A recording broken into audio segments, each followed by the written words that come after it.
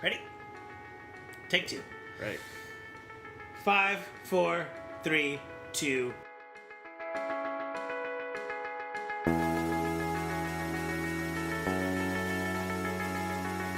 Welcome to Speaking Cinema, Serious Movie Jibber Jabber, a movie podcast coming to you from Camp Crystal Lake, Hollywood, America. Follow us on Twitter at Speaking Cinema, also on Facebook at Speaking Cinema. Rate, review, subscribe. Listen to Jibber Jabber, Stitcher, iTunes, SoundCloud.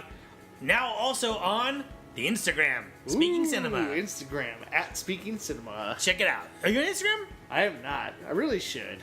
It seems like it's its own social network. It is. Days, It is. which I didn't realize. Indeed. I was like, this just puts filters on your photos, right? Yeah, it's more than that. I thought the same thing. Now I know. It's pretty fun. It's pretty fun.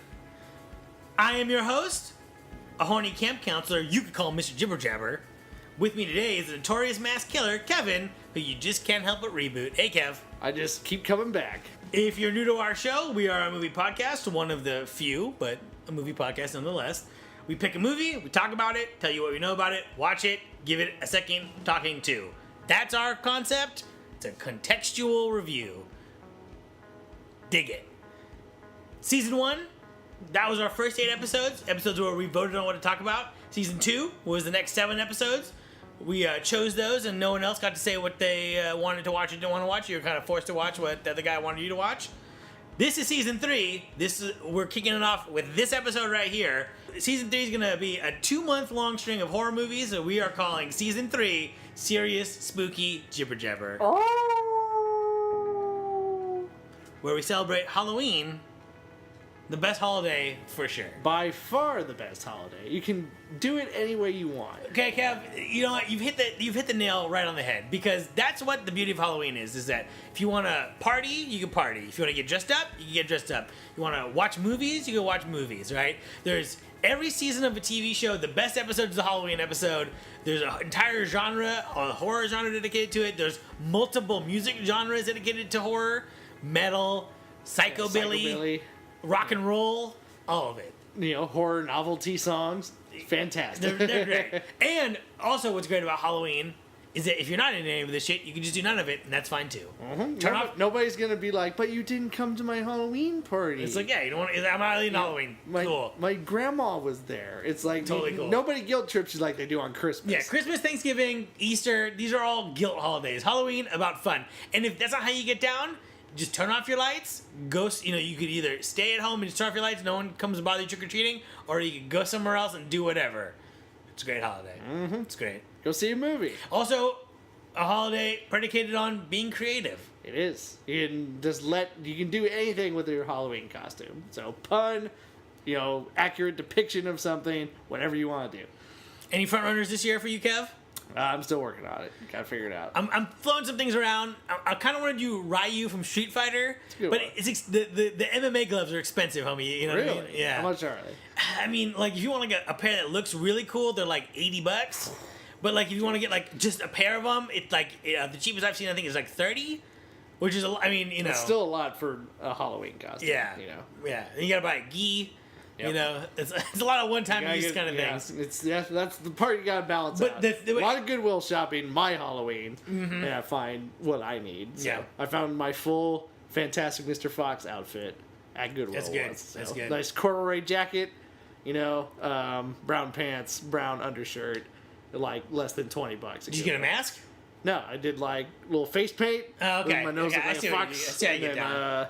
Made some ears. I see how you get down. I like that though. It was a good costume. Back to the podcast. The podcast is going to be horror movies. We're going to take a little bit of a break to do The Martian when that comes out, a Ridley Scott movie that is not horror-based. Although, with a title like The Martian, it could have been. There might be some horror elements in there. Sure. We'll see. But probably not. We'll see. We'll see. But that's okay. We can take a break for that. So we're going to do 7 horror movies. Should we announce the titles now? Or? Let's keep them in suspense. Yeah, fuck it. We're going to do a lot of different genres. We got slasher, we got a kids horror movie, we got modern horror movie, we have a lot of different monster movie, creature feature. We got a lot of different levels of horror movies because they come in all shapes and sizes. It's a genre that can really be explored in a lot of different ways. And you and me collaborated on this list. It's tough because with horror, there's so much to talk about. You could do classic, you could do things that are going on now, you could do nostalgia, you could do, we could have done 7 slasher movies. And we decided we're going to do all of them. Yeah, so we just went with what do we want to talk about? What's going to cover a good swath of horror? Because, if you do 7 slasher movies, that's a lot. You know what I mean? Save it for the horror podcast. Yeah, save it. And what better way to get out of the gate here other than with a 24-hour nightmare of terror? This time on the Jibber Jabber, they were warned, they are doomed, and on Friday the 13th, nothing will save them. 1980s, Friday the 13th. Jason. Written by Victor Miller, directed by Sean Cunningham, makeup effects by Tom Savini, released by Paramount, although it was made independently. If you are not familiar, a group of camp counselors is stalked and murdered by an unknown assailant while trying to reopen a summer camp, which, years before, was the site of a child's drowning. Mm-hmm. Bit of background, Friday the 13th was produced by Sean Cunningham, who also went on to direct it. He was inspired by the success of Halloween. He has been pretty open with the idea that he saw that Halloween made a bunch of money, and he felt that he was confident he could make a teenage horror movie that could be executed on the same level. Halloween's still one of the most profitable movies of all time, in terms of gross versus budget. Mm-hmm. And he felt that that model was something that he can clue into. Mm-hmm.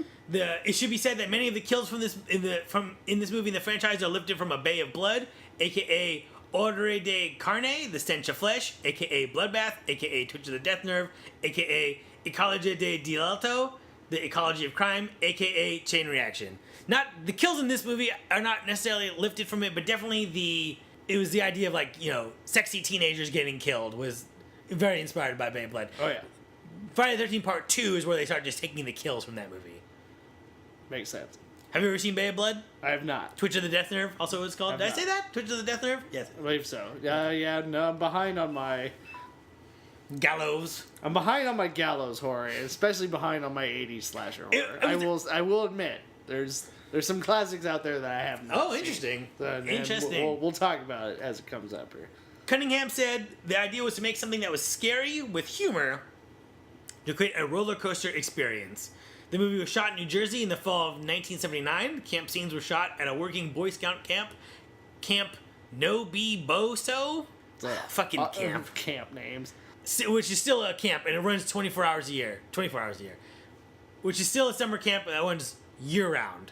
24 hours a year. Yeah. That's just unreliable. Yeah. 24 hours in a year. It's open for a weekend. Are you guys open today? No. Nope.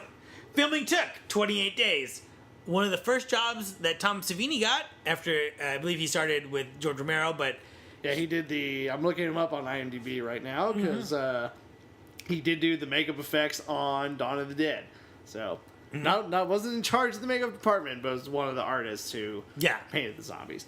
And Tom Savini was a guy who was instrumental in the idea that horror gore should be as realistic as possible. And I don't think they're going for true realism, but it's going for a cinematic realism, right? Like, if you get cut really deep, you're going to bleed a lot. Now, that might not be as bright as the blood that they would do in a movie like Friday the 13th, or as, if you got burned, it might not be as gross as it looks in The Burning, but, you know what I mean? Like, it was a move towards a higher effect of makeup that would be more visceral. Exactly, yeah. Really make you kind of squirm in your seat. Right, so, yeah. Influenced by his experience in Vietnam. Really? Heavy. Oh, I didn't know that. Yeah, so he was a photographer, and he's seen some shit. He saw some shit. Kevin Bacon in this movie, kaboom! Just makes it better. Composed by Harry Manfredini? Manfredini. The score is stuff of legend. Even if you don't know this movie, you definitely have a pop culture knowledge of the score. Which, potential spoiler, is a deconstructed version of Kill, Kill, Kill, Mom, Mom, Mom. Potential spoiler. No spoilers. Cunningham admits that he was not looking for quote-unquote great actors, but anyone that was likable and appeared to be believable as a camp counselor. He wanted them to be pretty, act well, and work cheap. Went to soap operas. Cast a lot of people who had been in soap operas, including one, Kevin Bakes. It looked like they could be horny teenagers, because those camp counselors are horny motherfuckers. Yeah. And I never got to go to summer camp. I never What went the to, fuck's that about? Well, I never went to like a sleepaway camp. I guess that's what the difference between this is, right? True, yeah. Any like any school that offers any kind of program like summer calls it summer camp. Yeah. But you're not really camping Yeah, you're not going out into the woods and spending an extended amount of time in a away from cabin. home. Yeah. Yeah, that's where the camp counselors just get horny. Distribution was purchased by Paramount, released it wide, commercial hit, cult following, critical failure. If I can editorialize for a minute, it was followed by 11 sequels that continue to tarnish its reputation, although number 2 was pretty good. I can vouch for 2. All right, yeah. Friday the 13th Part 2. So you don't even like when Jason Mask comes around in number 3. Yeah, I'm glad you brought that up, because there's an irony that, like, once the mask comes in, I'm kind of out. But yeah, that's the most iconic thing that's carried over Completely. for years. Completely. Is the Jason mask. So, Right? I mean, that's what they call it. They don't call it a hockey mask. They call it a Jason mask. Indeed. So, there you go. Deeply penetrating for movies that are goddamn terrible. Yep. And I love horror. And I mean, I'm sure there's something I can find to like in some of those, but like, yeah, for the most part, when 3 in 3D is just like, ugh. I distinctly remember back in Spokane at the theater, and the Jason X poster was just came out and was hanging in the theater. You know, Jason in space, basically. And this really shabby bum like walked by it, looked at it, and he said, "Come on," and walked off.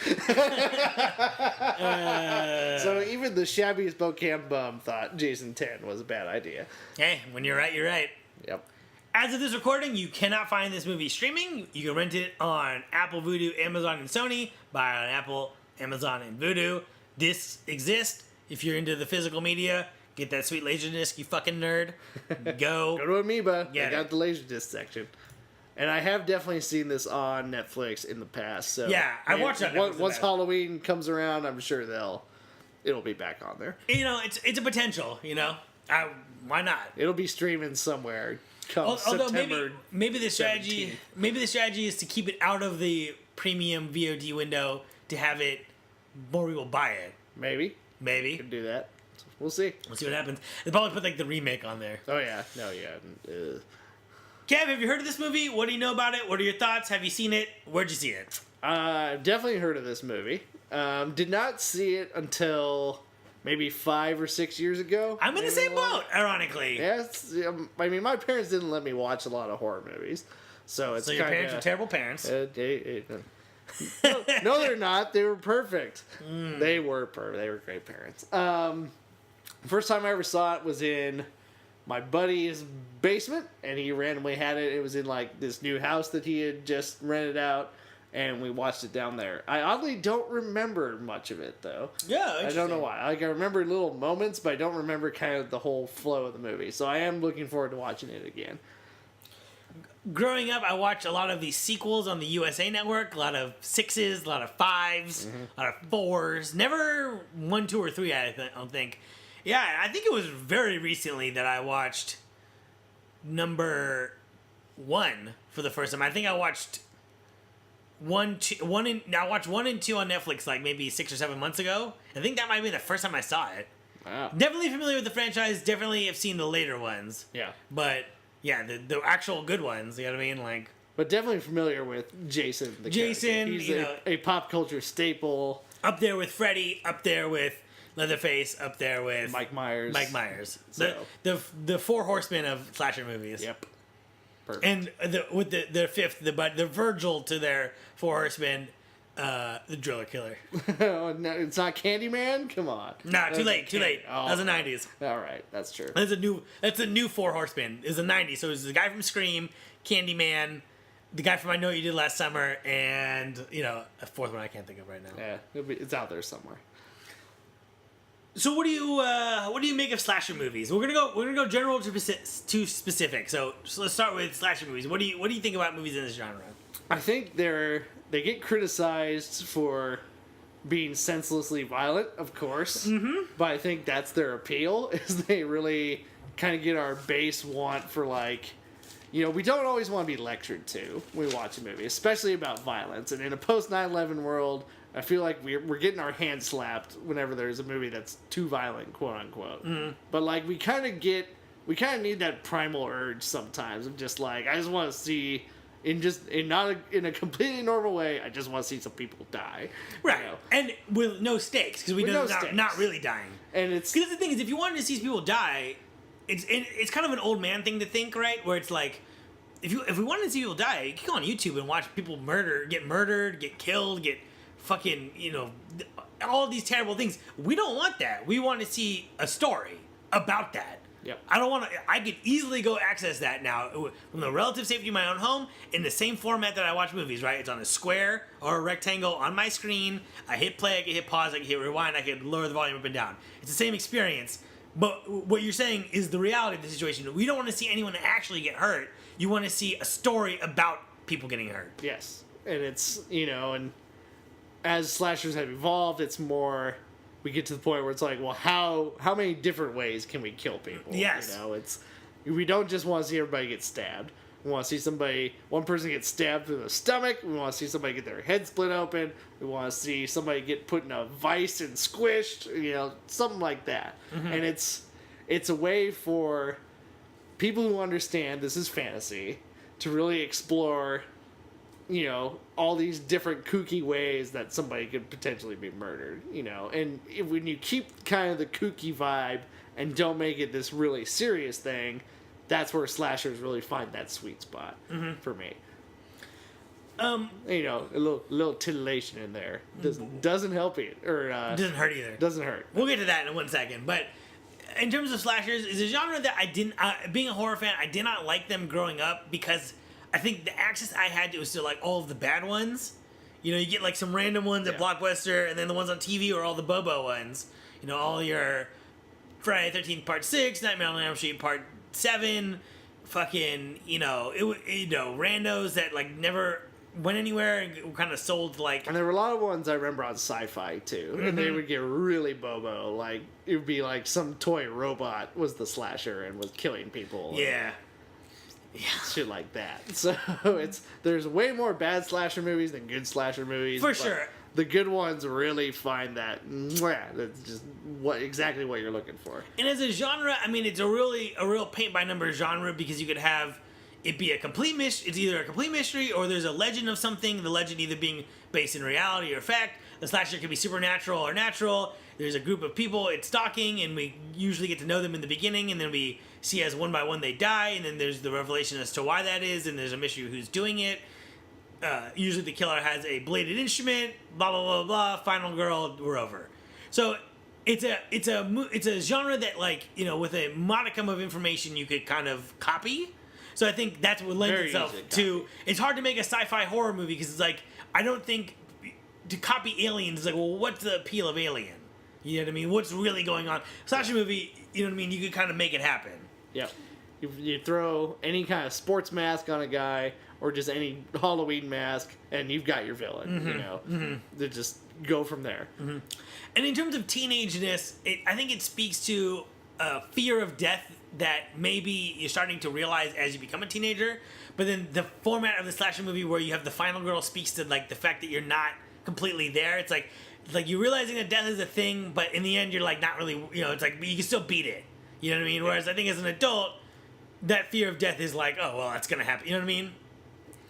And I think a lot of people don't like it. I also think that a lot of people give slasher movies shit for being where you say excessively violent, and it goes both ways. You have like in the horror community, I feel you have a lot of people who grew up in the '80s who look at like the Saw movies and the Devil's Rejects and that movement towards like movies that had torture in them. Torture porn. I don't like the term torture porn because it's not porn. You know what I mean? And the way people use porn is erotic. It's not erotic at all. You know what I mean? No. It's just torture. It's exploitative. Right. Is what it is. Yeah. But these people signed up for it, and there's a script, and nobody actually got hurt or died. So right. And the horror fans look at those torture movies, and they're not like the movies of my youth, and it's like, but your movies were as mean-spirited as was tolerable at the time, right? Like, you look at Nightmare on Elm Street, it's like Freddy is a child murderer because being a child rapist would be too much. And the movie there's a teen suicide in that movie, and that was very taboo at the time. It's like you push the boundaries up to a logical point that you could push them for the time, and then moving into a post 9/11 world, right, where Kids watch those movies and aren't scared anymore. right, and it's that's one thing because. And that's the thing is, people are always. I remember as in Catholic school, they're always like, "Well, these movies keep getting worse and worse." And it's like they don't get worse and worse; they change for the time. What was scary then was the fear of the others. It's like you're in the late 70s, early 80s. The fear of the other. It's Ronald Reagan's America. In the 2000s, right? We fear people going too far. You know what I mean? So it's like that's why you get a lot of torture because we see the world as this ugly place. You know what I mean? They're kind of linked in a certain way. So I think that the times change, and what becomes scary is what becomes. You know what I mean? Oh, definitely. I mean, it's always a reflection of where we are as a society. You know, even our action movies are like that. It's the enemies in these action movies change all the time. Right. You know, and horror's the exact same way. It's we're getting into. I feel like modern day horror is getting into more like of a sexual horror where we have a lot of like gender identity issues and discrimination going on right Contracted, It Follows, which we'll do later. now. I just read one. It's called Good Night, Mommy. Have you Yes, heard of that yeah, one? yeah. That's like Playing Cinefamily for Spectre Fest. I saw that, so we'll have to check that out. It's free too. Really? Yeah, it's free. Let's get our First tickets. come, first served. First served. First served. And on that vein, like with mother, like with gender identity, Babadook. Yep. That mommy movie you just mentioned. Yeah, a lot of sexual identity, parental fears. Like it's playing into that because we're getting into this very social movement kind of fear in the early 2010s. Here. Social movement fear, or talking about topics that people bring up in their social movements. Exactly, we're talking about things and then exploring it in this sort of through a horror Right. lens. So like right now, culturally, we're becoming more aware of the plight of women. We're back to a point kind of mirroring like in the 60s where people were burning their bras, and now you have like the free the nipple movement, which I feel is similar in that they're talking about the idea of women having to look a certain way or act a certain way, you know what I mean? Yeah. Where it's like, well, why can't we have the same freedom? That's a funny thing that top, because you hear that top free thing, so someone says it, free the nipple, and you're like, what's this? It's like, women want to be topless in public, and it's like, at first I was like, I'm not like strongly against it, but like, I'm like, that's weird, because you're just like, well, that's how it's always been, right? Like, you gotta be covered up, but then it's like, you think about it, and someone explained this the best thing on Instagram, they're like, if on Instagram you have a photo of a woman topless, to make it legal for Instagram, you have to cover you have to get rid of her nipples, and if you covered up her nipples with men's nipples, that would be okay. And it's like, okay, that illustrates how that is bizarre. You know what I mean? And it's kind of things we're discovering. Like it doesn't need to be this way, right? And America's still a very young country. We're very this is something Europe had this figured out a long time ago. Yeah, they don't give a shit. You can see boobs in the newspaper in Europe, right? So Right. It's like we're still kind of finding our identity and how we want to fit into this world. So. And horror, again, our movies, our art reflect that, and horror movies are really starting to explore that now. And again, they're a product of their generation. And slasher films, I think, in the 80s, they really wanted to cater to a younger audience because I think the 70s got really dark and heavy, a little too academic, and kind of pushed people away. And in the 80s, it was more, you got a lot of high school movies, like we talked about in Election. You get a lot of horror movies starring teenagers, and you want to get that crowd in who want to see themselves. And you have the rise of the megaplex, right, where you have multiple movies, and you got to fill them all up. It's not like a drive-in or a single-screen movie. So you could have a movie dedicated to a movie for teens on a couple of screens, and that's okay. And then have, ordinary people on another screen, and the parents go see that kind of thing. What do you make of the Friday the 13th franchise? I mean, iconic villain, somehow they just haven't made more than one good movie. It's the perfect premise. Hockey mask, machete. I must acknowledge the irony here of anyone who's listening to this is probably a Friday the 13th fan, and we are just shitting all over you guys. But it's a contextual review, guys. It's gonna be what it is. Because I agree with you. Let me just say this: I love the concept of you have young adults, right? People who are still kids, but have the most modicum of responsibility, and they have to run a thing, and that thing is a camp, and that's isolated and by its own nature. It's where people go. It's a rite of passage. You know what I mean? And horror in certain ways, a rite of passage. Scary. It's the scary stories, the campfire kind of shit. I love that setting, and there's a lot of horror movies, a lot of slash movies I like in this setting. Sleepaway Camp, The Burning, Friday the 13th, Friday the 13th Part 2. I'm sure I'm forgetting one. I think Stage Fright, the one that came out recently. Yeah. That's also at a camp. It's a musical camp, but it still doesn't matter. And I just like that, where it's like you're on the edge of the wilderness. There's a little bit of civilization, and then shit goes wrong, and you got to figure out what happens. Yep. I do like that premise. It's the next step from Halloween, where Halloween was all about this area was always a safe zone. Now it's the killer is here, which is the suburbs, and it extends it to this is camp, this is summer, this is fun, and the killer is there too. But you're just far enough from civilization that the cops can't show up and save you, or there's not a phone that you can just run to and get what you need. It's again isolated. It's terrifying. Mm-hmm. What do you think makes a slasher movie? Do you think they have to be a bladed weapon? Do you what does it have to be? Teenage? What does it have to be? I think it just has to be. You just have to have that structure of one person at a time. Is getting killed. It's not like mass killing. It's not maybe one person being pursued. I think you have a group of people, and one by one they get picked off in various ways. I don't think the weapon needs to be a blade. I just think they need to have a weapon of some kind. What do you not to be negative, but to play devil advocate? What do you think about Death Proof being a slasher? It is a slasher, but it's part. But he kills multiple people all at once, and that's the only kills you get. That's true. So it's a good point. Damn you. Well, I mean, it is a slasher movie in that it's tough. It's tough. It's a tough thing to like. And I'm sure someone academically could define it, but it is a tough thing to define in a lot of ways, because you know it when you see it, but it doesn't have a really strict set of rules. Because in a certain way, right, you could argue that Predator is a slasher movie. Yeah. And I would say it is. I would say it is too, and I think a lot of people would take issue with that because they're like, well, they're not teenagers and they're Marines and they're not this and that. And I think it speaks to the personal experience of what you think the threat is, what do you think the victim is. You know what I mean? Do you understand? No, I get you totally. It's, that was one that kind of flipped it on its head where, it's all these big macho dudes, not just these lithe teenagers. Mm-hmm. These big macho Jesse Ventura. Mm-hmm. This will make you a sexual tyrannosaur, dudes. And this thing is killing them one by one. Right. It's, and it's kind of playing again.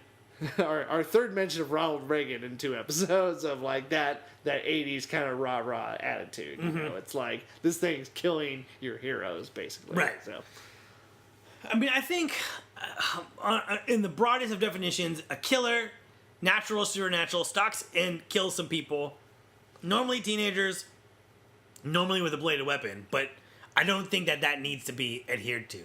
Because I think it's one of these things is that it's a fun, especially with genre stuff, it's fun to have an expectation of what it is, and then you're able to flirt with that. You know what I mean? You're able to, as life, everything in life is like professional wrestling.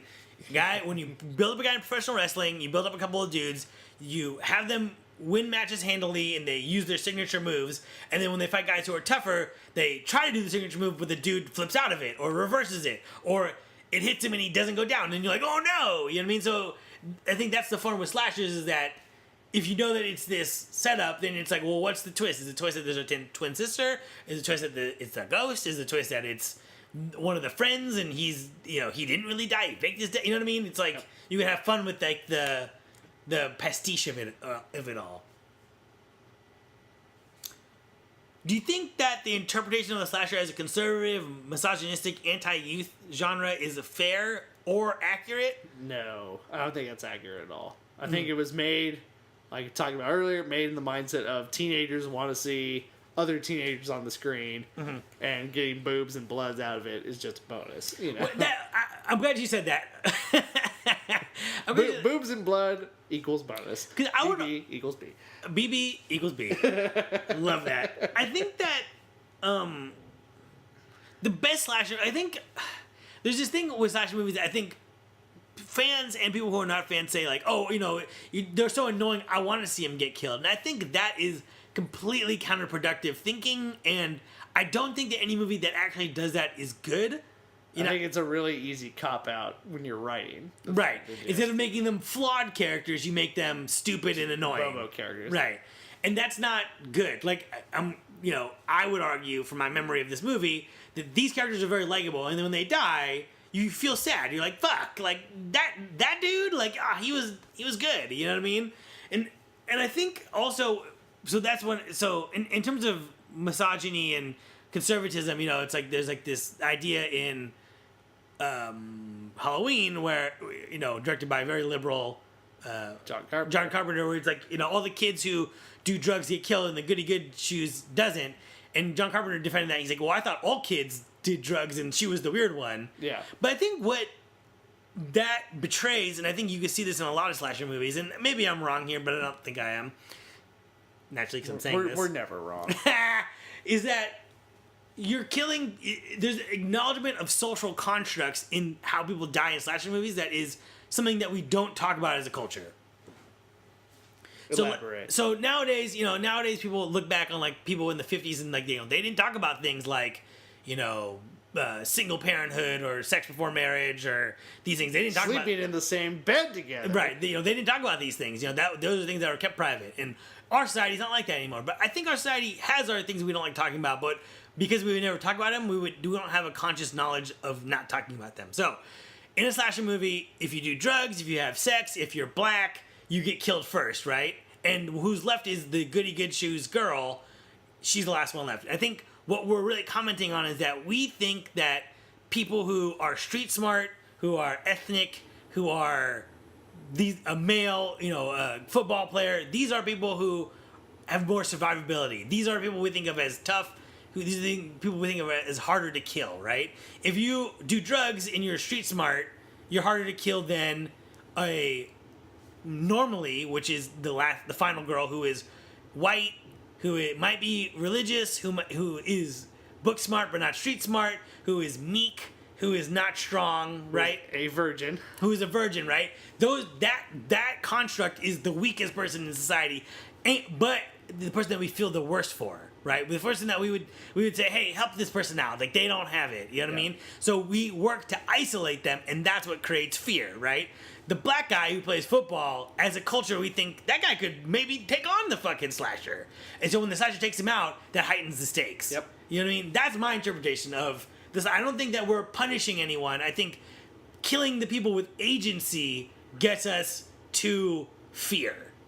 And then we're left with someone with no agency that we feel bad that they don't have agency. And then the tension comes from, well, how is this little person going to take on The 7 system. foot tall Jason? Right. Or Michael Myers or Freddy Krueger, who can come out of nowhere. It's right. Yeah, it's a way to build fear. Right. So. I mean, I just rewatched Friday the 13th yesterday. So, Freddy kills the girl who's dating the tough guy, Johnny Depp, the boyfriend, and then we're just left with Nancy, who is religious, and her parents keep her in the dark, and she's innocent, and all these other things. You know what I mean? Did you say Friday the 13th or Nightmare on Elm Street? I meant Nightmare on Elm Street. I probably said Friday the 13th. Want to make sure. Yeah. It's like Johnny Depp. Wait a minute. Yeah, that's Freddy. yeah. He gets eaten by a Also, bed. that movie is just fucking fantastic. Fine work from It is. Wes Craven. It is, Johnny Depp's Mwah! first movie. and he kills it. Because he showed up in to his friend's audition, apparently. And Wes Craven was like, I want that kid, And yeah, and also nudity. People like nudity. You know what I mean? I think there's just denial, like, no, we don't like nudity, but it's like, or that's in bad taste. And I think some of that comes from people being insecure, and I think some of that comes from in industry talk, just because they don't want anyone to get exploited. But like in terms of seeing nudity, I mean, I think as human beings we like that. You know what I mean? That's like titillating. You know what I mean? And if something's a roller coaster, you want it to be titillating. Exactly. And through the 60s and 70s, nudity was always kind of either artistic or presented in a very sexually exploratory way in these really heavy movies, or it was in really seedy pornos. Right. No middle ground. And they just want a market where you could get the nudity and titillation in just a fun horror movie. Right. So In a safe environment. Exactly. Are you familiar with Sean Cunningham, or? I'm not familiar with Sean Cunningham. Yeah, me neither. I mean, I know that he helped make. I think he produced Last House on the Left. Okay. Which is a movie I watched on demand on cable when I was in college, and I was like, "What's the big deal about this movie?" And then but I'm pretty sure that was an edited down version because everyone says that movie is just unrelenting, terrifying. yeah, unrelenting terror, and I'm like, the movie that I saw was not that at all, but I think it was edited. I mean, they say that about The Hills Have Eyes too, and I feel The Hills Have Eyes, the first one, not two, is in the sequel, but the original Wes Craven one was like, oh, this movie is terrifying. People are running out of the theater. And I watched it back in high school, and I was like, "This is just not scary at all." Yeah, so it's a sign of the times, I think. You think so? You think that it's just people put these things over because they're nostalgic for them? Yeah, or they saw it when they were a kid, and it terrified them, and they'll just never look at it again. You know, it's almost a phobia at that point. Mm-hmm. So who knows? You want to get in rapid fire here, or is there anything else we want to say about slasher movies and horror? Let's do some rapid fire. Rapid fire. Better title: Long Night at Camp Blood or Friday the 13th? I think Friday the 13th works a lot better. Although Long Night at Camp Blood could be its own self-contained thing. But who would call it Camp Blood? I'm sure there's a Camp Blood out there somewhere. All right. I wouldn't send my kid to that camp. Yeah, you wouldn't. Yeah, you would not. But Friday the 13th is okay, but it's not like every movie takes place on Friday the 13th, is it? I don't think so. It's not like there's a legend where Jason only comes back on Friday the 13th, is there? No. So It's just a good scary. You got the F and you got the 13. It's just a good strong when you look at it title. Give me your pitch for another Friday the 13th with a different concept. Ooh. Or you could do a Long Night at Camp Blood with a different concept too. Ooh. You want me to do them? Yeah, you go first. I'll do both. Long Night at Camp Blood would be the reveal it's a slasher movie at a camp, right? And it's one night, some night where they lose power in the day, so it's like night and it's raining uncharacteristically in summer, so it's a really long night. And the reveal is that everyone has fucked over everyone badly in like very, very malicious ways, and so it's like Twitch of the Death Nerve where you killed this person, and then this person killed you, and then she killed that person. It's like this. We think that there's one killer, but the reality is that everyone is killing everyone. And at night, and then that's the legend of Camp Blood. And who's the last one standing? TBD. Probably the virginal girl and religious, and God told her to. Flipping it on its head already. Flipping it on its head already. And then Friday the 13th would be basically just the story of Jason, but every Friday the 13th, he comes back, and then there's like an abandoned town where it's like Silent Hills, right? Where it's just abandoned town in the middle of somewhere where it's on a lake, and every Friday the 13th, Jason will come back. So it's like no one lives there anymore because it's like, stay away from that place. And then someone goes there for some reason, and it all maybe a bunch of kids go like, I don't believe that old story. No. Instead, they're on the mountain pass above where the lake is. Tire shreds, go off the side, go down the thing. Someone dies in the car crash, and then they're trapped in the town. Totally nice town, but only run one road out. They gotta walk, because the car's smoked. And then they try to get another car, and that car's fucked. Friday the 13th. All right. Sequel is like, like sometimes in a year how there'll be like 2 Friday the 13th. Yeah. So it's like 4 months later, and then Jason comes back. It's like those days or those months where you get 3 paychecks. Exactly. Except a lot shittier. Yeah, exactly. But this is the inverse. And that will be a line from the movie where it's like, well, what if there's multiple Friday the 13th in a year? It's like, well, that's like when you get paid 3 times in a month. But like, shittier. I'd watch that. Kevin Bacon, Hollow Man or Stir of Echoes? I'm going Hollow Man. Hollow Man. Yeah. Freddy or Jason? I'm going with Jason, this one. Hellraiser or Leatherface? So Hellraiser, Leatherface. I'm going to go... He's got that weird hillbilly angle. Would you say... terrifying. Would you say Freddy or you say Jason? Jason. I'm going to go Freddy, and I'm going to go Hellraiser. Because I like the idea of them being supernatural. Pinhead. Like Pinhead. Yeah. Right. I like the idea of the supernatural guys. You can't get away from them. Yeah, and they're a little tougher to kill. They're not of this earth. Lake Placid or Camp Crystal Lake? Camp Crystal Lake. Lake Placid just has that one old lady who raises alligators. And an alligator. Yep. And yeah, it's like, it only lives there? Well, I guess I don't need to go there. Watch horror movies or go trick-or-treating? You do both? Can I have a bottle of scotch when I watch horror movies? You could do whatever you want. Oh man, I wish adult trick or treating was more of a thing.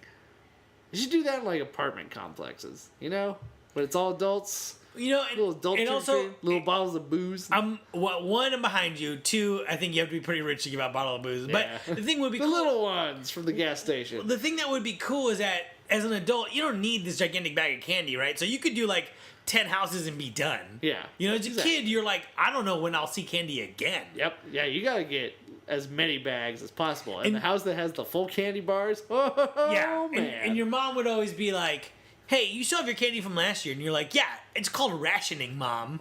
You know, because it's like, I might not ever see this candy ever again. Who knows what's going to happen? You never know when you're gonna blast through a thing of candy. You know? So- go on a candy binge. Yeah. It's not like it expires. So If you keep it in a cool, dry place, chocolate lasts a long time. I'm going to say horror movies because I'm an adult, but it's interesting because I do like this idea of adult trick-or-treating. Yeah. Let's get that started. I've got to think about that. Also, working at a haunted house, having done it a couple years, that's a lot of fun, scaring children. Mm-hmm. It's a good time. Easier than you think, or... I think it's a little easier. If it's a good haunted house, you kind of just stick in your little room and you wait just for people to come in. What do you go for the jump scare, or what do you go for? Oh, yeah, I go for the jump scare. So, depending on the costume. But yeah, What were your costumes? I was kind of a zombie both times, but the last time I did it, I had a welder's mask on. So it was like... Could you see? Barely. Yeah. But, like, you kind of sneak up on the people in that, sort of creep around, and then the reveal is you take the welder's mask off and scare them. So that was a good scare I did a couple times. Oh, that's good. I like that. So, yeah. If it's a good haunted house, you can scare people a lot of different ways. It's a lot of fun. I will note that. I recommend it. Speaking of, chainsaw, butcher's knife, or hook? Chainsaw. Chainsaw. Just the sound it makes, that when you first start it up. Yeah, chainsaw's pretty good. Did you ever play Resident Evil 4? Oh, yeah. Oh, Yeah. that chainsaw dude. Yeah, the chainsaw dude, because you hear the chainsaw and you're like, fuck! You gotta get out of there. You can't hear a hook. Can't hear a hook.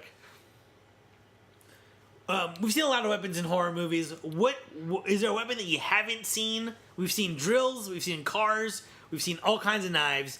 Is there something that you want that you haven't seen before? Somebody give me a mace. God damn it. Mace, that's I a want good one. Mace. That's a good one. Good, big old spiked mace. It seems Not, like not you'd a do something. flail where it's like the chain in the ball. You Yeah, want a mace I want where a it's just like mace. the fucking big thing at the top with the spikes. Yes.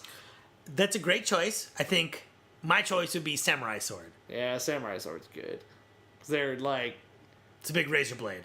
well, yeah. But it could be more of a silent slasher where he's not trying to get the scream or Yeah, anything and like that. if it's supernatural, you could be cutting people in half and shit. You know what I mean? And you can then fade away. Shogun assassin style. Yeah, So. that's the plot. Okay, here's my pitch for the samurai one. We're in Japan. There's a ghost of a samurai, but Are we in modern Japan or feudal Japan? we're in modern Japan, and he's a feudal ghost. Okay. And it's one of the things where like he's gonna protect this place or some shit, whatever, from foreigners. Speaks to xenophobia, and then so he's slicing people, and like they fall apart because the samurai sword will cut right through you. But the rules of the thing is that he becomes corporeal. Yeah. So when he's corporeal, he's he can be hurt and killed. Okay. So he basically fades through the wall, and then a lot of things where people are like, there's lots of rules that were established. Like you have a ward, and the ward will turn him corporeal, and people try to shoot him and stuff, and he's like deflecting the bullets with the sword. So it's all over the place, kind of actiony. That could be really cool. Yeah, I'd watch that. I think what we're taking away is that we got to write some shit down after this Yeah, we podcast is do. over. Holy shit. Some really cool no mask or something. Yeah. So actually, what we can do is make them in a series, right? Where I don't know. What's your pitch? I think I got one for you.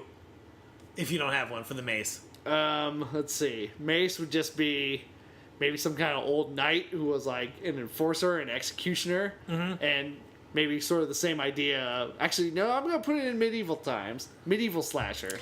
I would like to see more period slashers. Yeah, I think that'd be really cool. And then he just terrorizes people with his mace, and it's people of very limited resource like serfs or servants who don't have they need to get the knights on their side because this guy's killing them one by one and eating them, taking their souls, whatever. And that could be really cool. And Yeah. period slashers. That's a whole I can't even think of one. Yeah, I mean, because it's for teenagers, I think the idea is to always put them in nowadays times. Yeah. And I think, I'd like to see someone try something else. Check it out. So I guess that the next question, and we said weapon, but is there a setting? And then that would be our setting. You'd want feudal England or feudal Europe? Like Dark Ages England. Yeah. We'll say. It's good. Or even Germany, that kind of just some big old nasty motherfucker with a mace. What time would I like? Samurai times is obvious. Maybe a Wild West slasher. I would want a Wild West slasher because in a time of lawlessness, I mean that's the whole thing. We romanticize the Wild West, but it's like you're basically there's no civilization, so people can murder and kill and rape and with no consequence, right? Civilization is built to make sure that people don't do those things. So you have a guy who's slashing chicks and dudes, and what if he used a bullwhip? That's a good one. And his name would be Hombre. Le Hombre, and only the Mexicans know about him. The guys from Mexico, they're like, we call him Le Hombre. Le Hombre. I like that. Which is bullwhip. This document serves to no one can steal these ideas. This is copyrighted. Yeah. 2015. We're gonna get into what this movie, say if you like it, you hate it, whatever you want. Theme, slashers, and proto-slashers. I have a feeling I'm going to say I have not seen to a lot of these. That's okay. Let's find out. It puts our review into context. That's the whole point. That's the idea. So you can say, hey, I like that Kev guy, but he doesn't know very much about slashers, but I still like his thoughts on Friday the 13th. Or I want to see that Mace movie. You want to see that Mace movie? Write that Mace movie, homie. Get it written. Psycho. Yes. Yes. Like it. Peeping Tom. Haven't seen it. Never seen it. Halloween. I mean, the original slasher, I think. The last time I saw Halloween, I found myself not liking it. I was in a very bad place of chronic unemployment. So I'm thinking that it would have to do with that, or I was just like in a place where to see a teenager, and I felt like a teenager. I was like 20, whatever, but I felt like a kid because you're like, life won't let you work. So I think I related too much to the story where I'm like, society is Michael Myers and I am fucking PJ Souls. Yeah. You know what I mean? Also, did you see they recently found audio of a 70s audience watching Halloween? And it's the climactic scene, Mike Myers chasing her through the bedroom. Mike Myers gets shot. He gets shot, right? Is that it? Yeah, goes by out Loomis. Goes out the window. They look, he's dead. They turn away for a bit, look back, and he's gone. And they found this audio of a 70s audience watching it. And it's so funny to hear him just be like, oh, shit, that cat is dead. Oh, man. And then when they cut back and he's gone, it's like, oh, shit. He's like, ah! That's awesome. God, it's funny. So. I would like to see, I would have killed to been there for like the original Friday, Nightmare on Elm Street, when the chick's being dragged up the wall. Yeah. Like, just people losing their shit on that, That would definitely, they probably got some letters about that one. I bet they did. The Initiation. Haven't you heard of that? What's that is with the chick from Seinfeld. Julia Louis-Dreyfus? Yeah. Really? Yeah. I have not heard of that. Is that Julia Louis-Dreyfus? Oh, wait, no. It's the chick from Spaceballs. Oh, yes. What's her name? Daphne Zuniga. Zuniga? Yeah. It's chick from Spaceballs. My bad. Gotcha. You send your letters to @Speaking Cinema. @Speaking Cinema. Sleepaway Camp. Haven't seen it. You gotta see it. Is it a winner? It's a winner. It's totally Bobo, but it's like Bobo in the best way. All right. And then the How Did This Get Made on it is just amazing. Yeah. You know what? If you're not gonna watch it, just listen to How Does It Get Made on it, which is good enough. I'll check it out. But have you even heard of it? I have not. No, now you gotta watch it because you just gotta watch it. All right. Can you watch it? I will watch it. Okay. I will Maybe we should have a get together one night and have do some sleepaway camp. Yeah. I'll do it. I'll do it. The Burning. Haven't seen it. That's like the Weinstein's first movie. It's a slasher, a camp slasher. I haven't seen it. That movie has the guy from Seinfeld. I know it. What's his face? The Jason. Not Newman. Jason Alexander. Yeah, Jason Alexander. Yeah. My Bloody Valentine. Haven't seen it. It's one of the movies that I started on Netflix on a day where I was like at home sick. which is not the best way to watch it. Yeah. But I should say for the record that The Initiation, Sleepaway Camp, and The Burning I all like. All right. New Year's Evil, Haven't heard or seen. kind of boring. All right. April Fools. Haven't seen. April Fools is fun. It has one of those twist endings. It's like, oh, come on. But the build-up to that is really good. I mean, it's called April Fools. Yeah, I mean, that's true. Prom Night. Haven't seen it. I have not seen it either. Jamie Lee. That came out recently? Or No, is that- well, a remake, dude. Okay. Yeah. Jamie Lee Curtis, so All right. good shit. Mother's Day. I haven't seen it. Have not seen it either. Silent Night, Deadly Night. Haven't seen it. Haven't seen it either. Bloody Birthday. Haven't even heard of it. Seen it. It's great. Creepy kids movie. Bloody Birthday. Bloody All right. Birthday. Is that the right one? I think it is. Hell Night. Haven't seen it. It's okay. It's with the chick from The Exorcist. Linda Blair. Yeah. Okay. And so it's like, you know, it's all right. Bloody Birthday. Yeah, it's a solar eclipse and 2 girls and a boy are born. They're born evil. Yeah. Another cool poster. Yeah, great. That's the thing is that slasher movies have real good posters. That you know what I mean? Initiation one, a girl who is a candle being held by a hand that's slowly getting covered in wax. Yeah. That's cool. Yeah. Hell Night to me, not great, but it's a good idea where it's like the sorority and fraternity initiations that stay in his haunted house, and then they get spooked and they don't know if they're being fucked with or if it's like whatever. That's another great idea for a slasher movie. Yeah. Where it's like Nobody done that. and the theme would be you're talking about like people, you know, like the college pledge system and how fucked up it is. That could be really cool, especially with some recent allegations laid against some fraternities. Mm-hmm. That could be cool. Terror Train. I haven't heard of it. Never seen it. Nightmare on Elm Street. I mean, that is a classic and still stands the test of time. That's a great film. Great. Totally great. Love it. It's great. That bathtub scene still makes your skin crawl. So good. Number 2, goddamn mess. A GD mess. Scream. I have never seen it. Whoa! I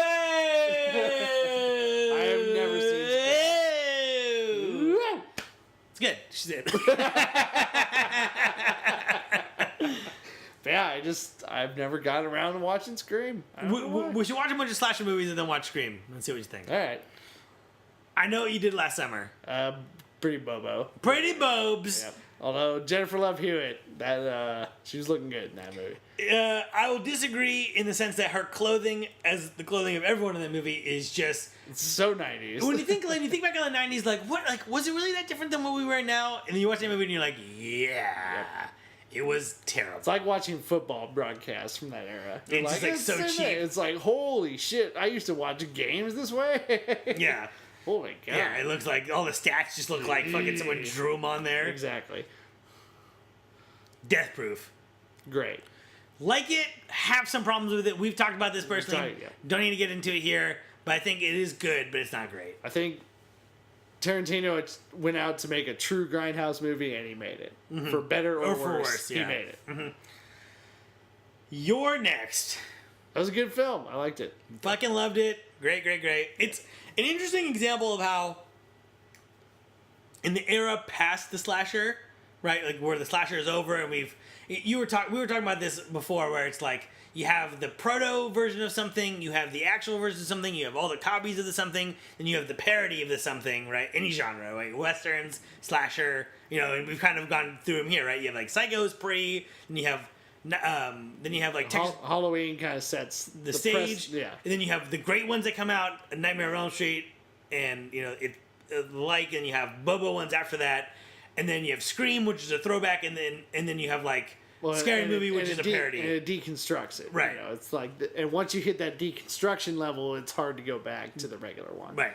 But somehow Your Next is a loving tribute while being an entry in the genre. Yep, tough to pull off.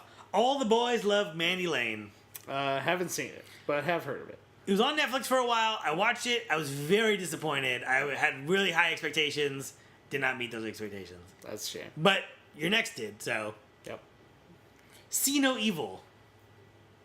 Why does that sound familiar? Because that one stars The character, the main villain is Jacob Goodnight, aka Kane from WWE Wrestling. That's right. Okay, I remember now. I have not seen that. So. I have not seen that either. Although the Ahsoka sisters, who are horror directors, did the sequel, and so I was like, oh, I want to see that, but I haven't got around to it.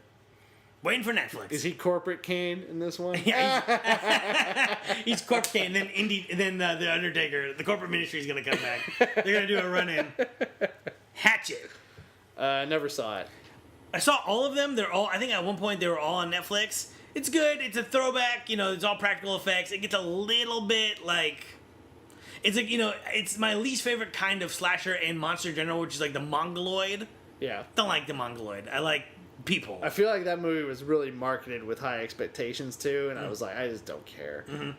Urban Legend. Never saw it. Seen it. I think I saw it in the theater. Didn't like it, but I would like to revisit it. David Boreanaz in a rare film role. Wow. And again, a great concept where these urban legends are, it's like the idea that like, pop rocks and soda will kill you, and then Wolf Creek. Never saw it. Never saw it either, but it's supposed to be really good. Really, very violent. Wow. I'll give it a shot. Aussie slasher. Hostel, which is not really a slasher, but kind of a slasher. Yeah, I'll give it slasher status. I really didn't like Hostel. Really? I saw it. Wasn't a big fan of it. Did you see Hostel Part 2? Did not see Part 2. Part 2 is better than Part 1. All right. Interestingly enough. I liked Hostel. I thought it was good. I don't know. I felt it, it really wanted to be a satire, but wasn't satire. Eli Roth doesn't quite have those chops.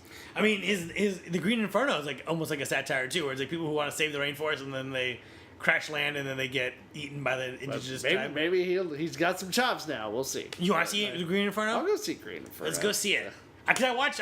When I was unemployed for that stretch of time, I really got into like cannibal movies. Yeah. So watched Cannibal Holocaust a few times, trying to figure out if it was real. No, I knew it wasn't real. House of a Thousand Corpses. I thought it was okay for what it was. So a lot of people threw some shade on that. I was like, Rob Zombie really cares about what he's doing. I saw it in high school on either VHS or DVD around Halloween time. I did not like it at the time, but that was the time where I was taking myself and the whole world and horror movies way too fucking seriously. So at the time I was like, this is too similar to Texas Chainsaw. This is the same movie. Yeah, he's ripped it off. Now, I don't know. You know what I mean? I need to revisit it. I really like Devil's Rejects. Oh yeah, that's a great movie. So, be interesting to see. Sid Haig and everything. Come on. Sid Haig. Didn't even know who Sid Haig was until the Rob Zombie movies. Yep. And he realized he's been in so many things throughout the 70s. Yeah. Nope. All right. We saw him at Scare LA. We did. He was chilling. Yep. Taking autographs from anybody who wanted it. So there you go. Stage Fright. Never saw it. It was on Netflix. I don't know if it's still on Netflix, but it's the one where they go to it's Meatloaf and they go to it. It was good. They were supposed to have a Cinefamily screening with Meatloaf in person and mysteriously disappeared off their schedule. Removed from the schedule, no mention of anything. I never saw a cancellation notice, and like I remember we saw a movie there once and they were promoting it. Like Stage Fright, Meatloaf in person. Like it was this whole thing, and then it was just gone. Just never happened. That's it for What This Movie. Kev, thanks for playing. Always a good time. This is the sound of a handshake. The sound of handshake. The slasher genre is something that I, as a kid, kind of resented as like ruining horror. And that's another thing. I guess I fucking should have mentioned like half an hour ago, which was that when you ask someone like what a horror movie is, a lot of time they'll describe you as slasher.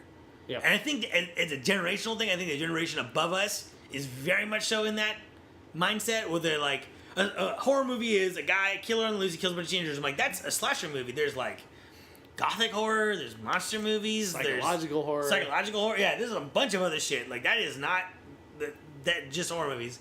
So I resented them for a long time for, taking myself too seriously, ruining horror movies. But with the advent of Netflix, I've been revisiting a lot of the old ones and finding a lot to like, because the best ones are very fun. You only wouldn't saw the ones that in the film books were like, this is a great horror film, like Suspiria. And you watch Suspiria convincing yourself this is what a horror movie should be. And it's a whole different genre, and there's a lot of stuff in it. So to discount one genre is to deny yourself a whole swath of potentially good films. Right. And I mean, I think more than any other genre, we could really find a lot to dislike in the bad slashers because it's so easy to make. But there's lots to like. House on Sorority Row, it's a fun movie. You know what I mean? Like, it's a fun movie. So, is that it? Anything else you want to say? That's all I got. I'm excited to watch this again as a much older person. Yeah, as an adult. See what I take as a fucking man. As what they would describe as an adult. Yeah. So, here we go. Wonder Twins power activate. Form of steam.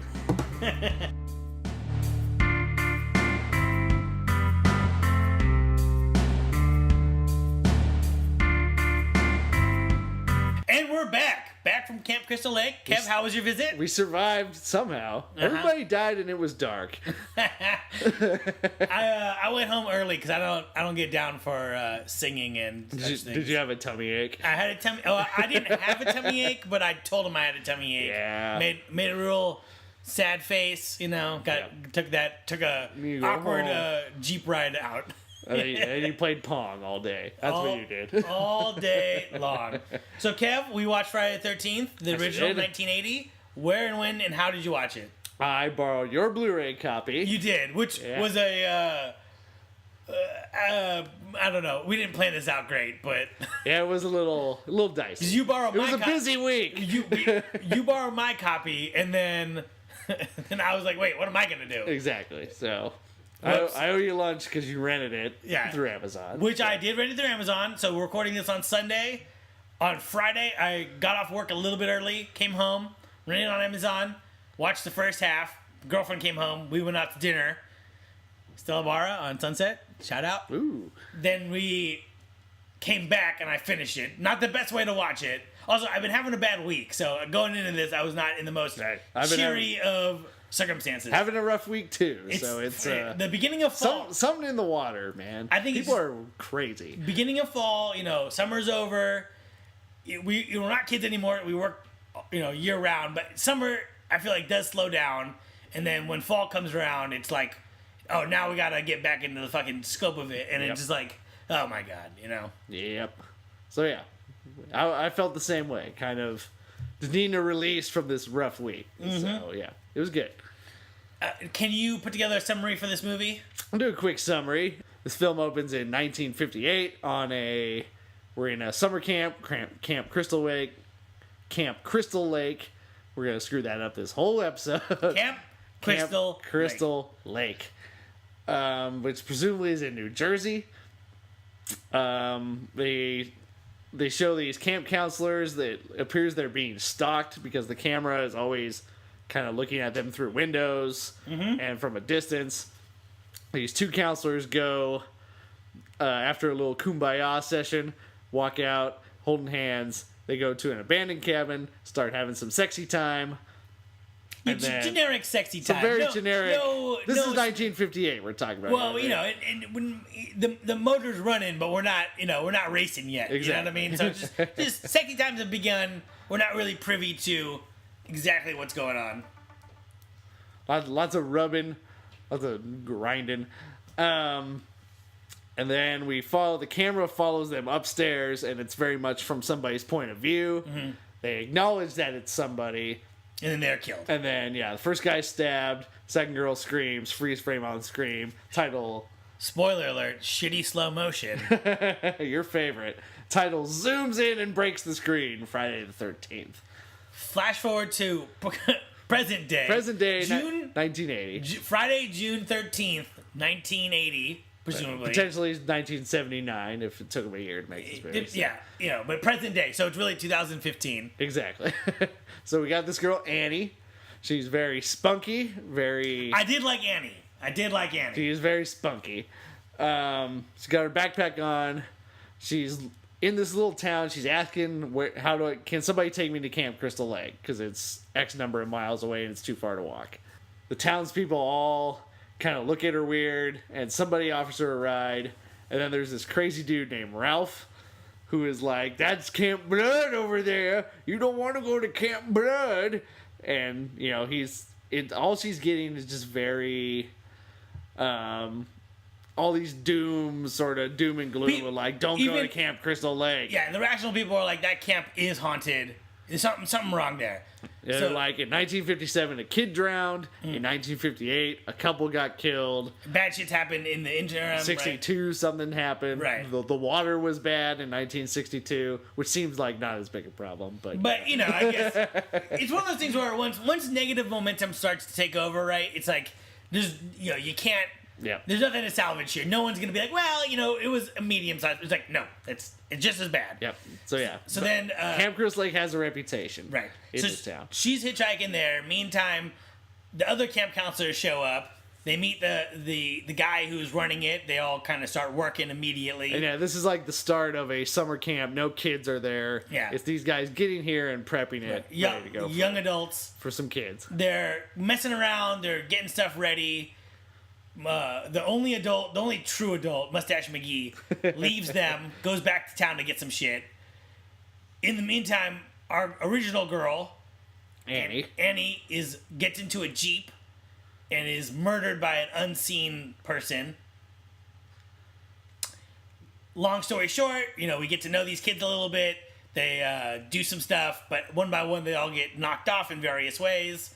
At the archery thing, at the lake, in the bathroom, etc., etc. Kevin Bacon gets some sexy time. Yep. Unspecific we sexy time. Get a little bacon butt in there. So. We're going to talk about bacon, that ham. We're going to talk about that ham. In the end, we're left with Alice. Alice is the last one standing. Who, correct me if I'm wrong, but she was the one who was kind of flirting with the guy who owns the place, right? Yeah, they definitely had some kind of history. Mm-hmm. And then she's like, I got to go back to California, potentially. And he's like, come on, stick it out a week. And she goes, okay, I'll give you a week. And then he kind of like brushes her face. Right. So like implication that there's something there. He's like what, 30 and she's like 18? Yeah. I mean, yeah. So, or 19. Or 20. That mustache adds a few years. I'm not sure. Yeah. Anyways, everyone is dead. She's the only one left. The same Jeep. A Jeep pulls up. She thinks it's the guy who owns the place. It's actually Mrs. Voorhees, a lady who used to work at the camp back in the 60s. A friend of the Christies. She reveals herself to be the killer. Her son drowned because she says that counselors were fucking and not paying attention. She says make love. Yeah. She's a classy lady. Exactly. And then she kind of has an episode where she's talking as Jason. She's like, kill her, mommy, kill her for me. As if she's possessed by Jason. Right. And then she goes to kill Alice. A very long chase ensues. She is beheaded by Alice at the end. Alice goes onto a lake. Yep. Jason pops out at dawn, Jason pops out of the water, drags her into the lake. She wakes up, and it is revealed that was a dream, but we don't know really when the dream started and ended. Uh-huh. And she says, is everyone dead? And he says, yes, I'm afraid so. And he's like, and she says, did you find Jason's body? And like, what are you talking about? And he's like, that means he's still out there. End on lake. Yep. A little zoom in on the lake. Fade to black. Friday the 13th, part 1. So yeah, it's contrary to popular belief, Jason is really not the villain in this. And Jason is in one either not. It's not made clear if it's a flashback or if it is her imagination. Mm-hmm. Not made clear.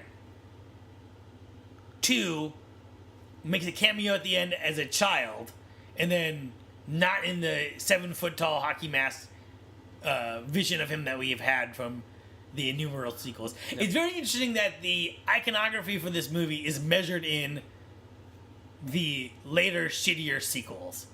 It really is. And how did anybody see this movie as like franchise potential? Too. Well, it's interesting because in an age where franchises weren't really a thing as much as they are now, like right now we're in the, I mean, I say that compared to now, right? Now everything is franchise. They want to franchise things. They want to franchise whatever. This concussion movie with the NFL might be a franchise. They might combine that with the Social Network. You know what I mean? you don't even know. But in this day and age, it's like, it kind of seems like taking blood from a stone. They fucking did it. They did. For better or for worse, but... And they're making money, still. So now another Friday and we didn't mention this in the beginning, but there is another Friday the 13th sequel slated for 2016. really, Yeah, wow.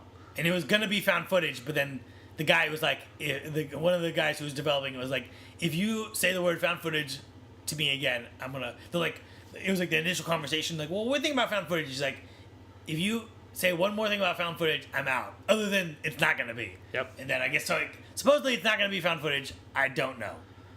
We'll see. So we will see.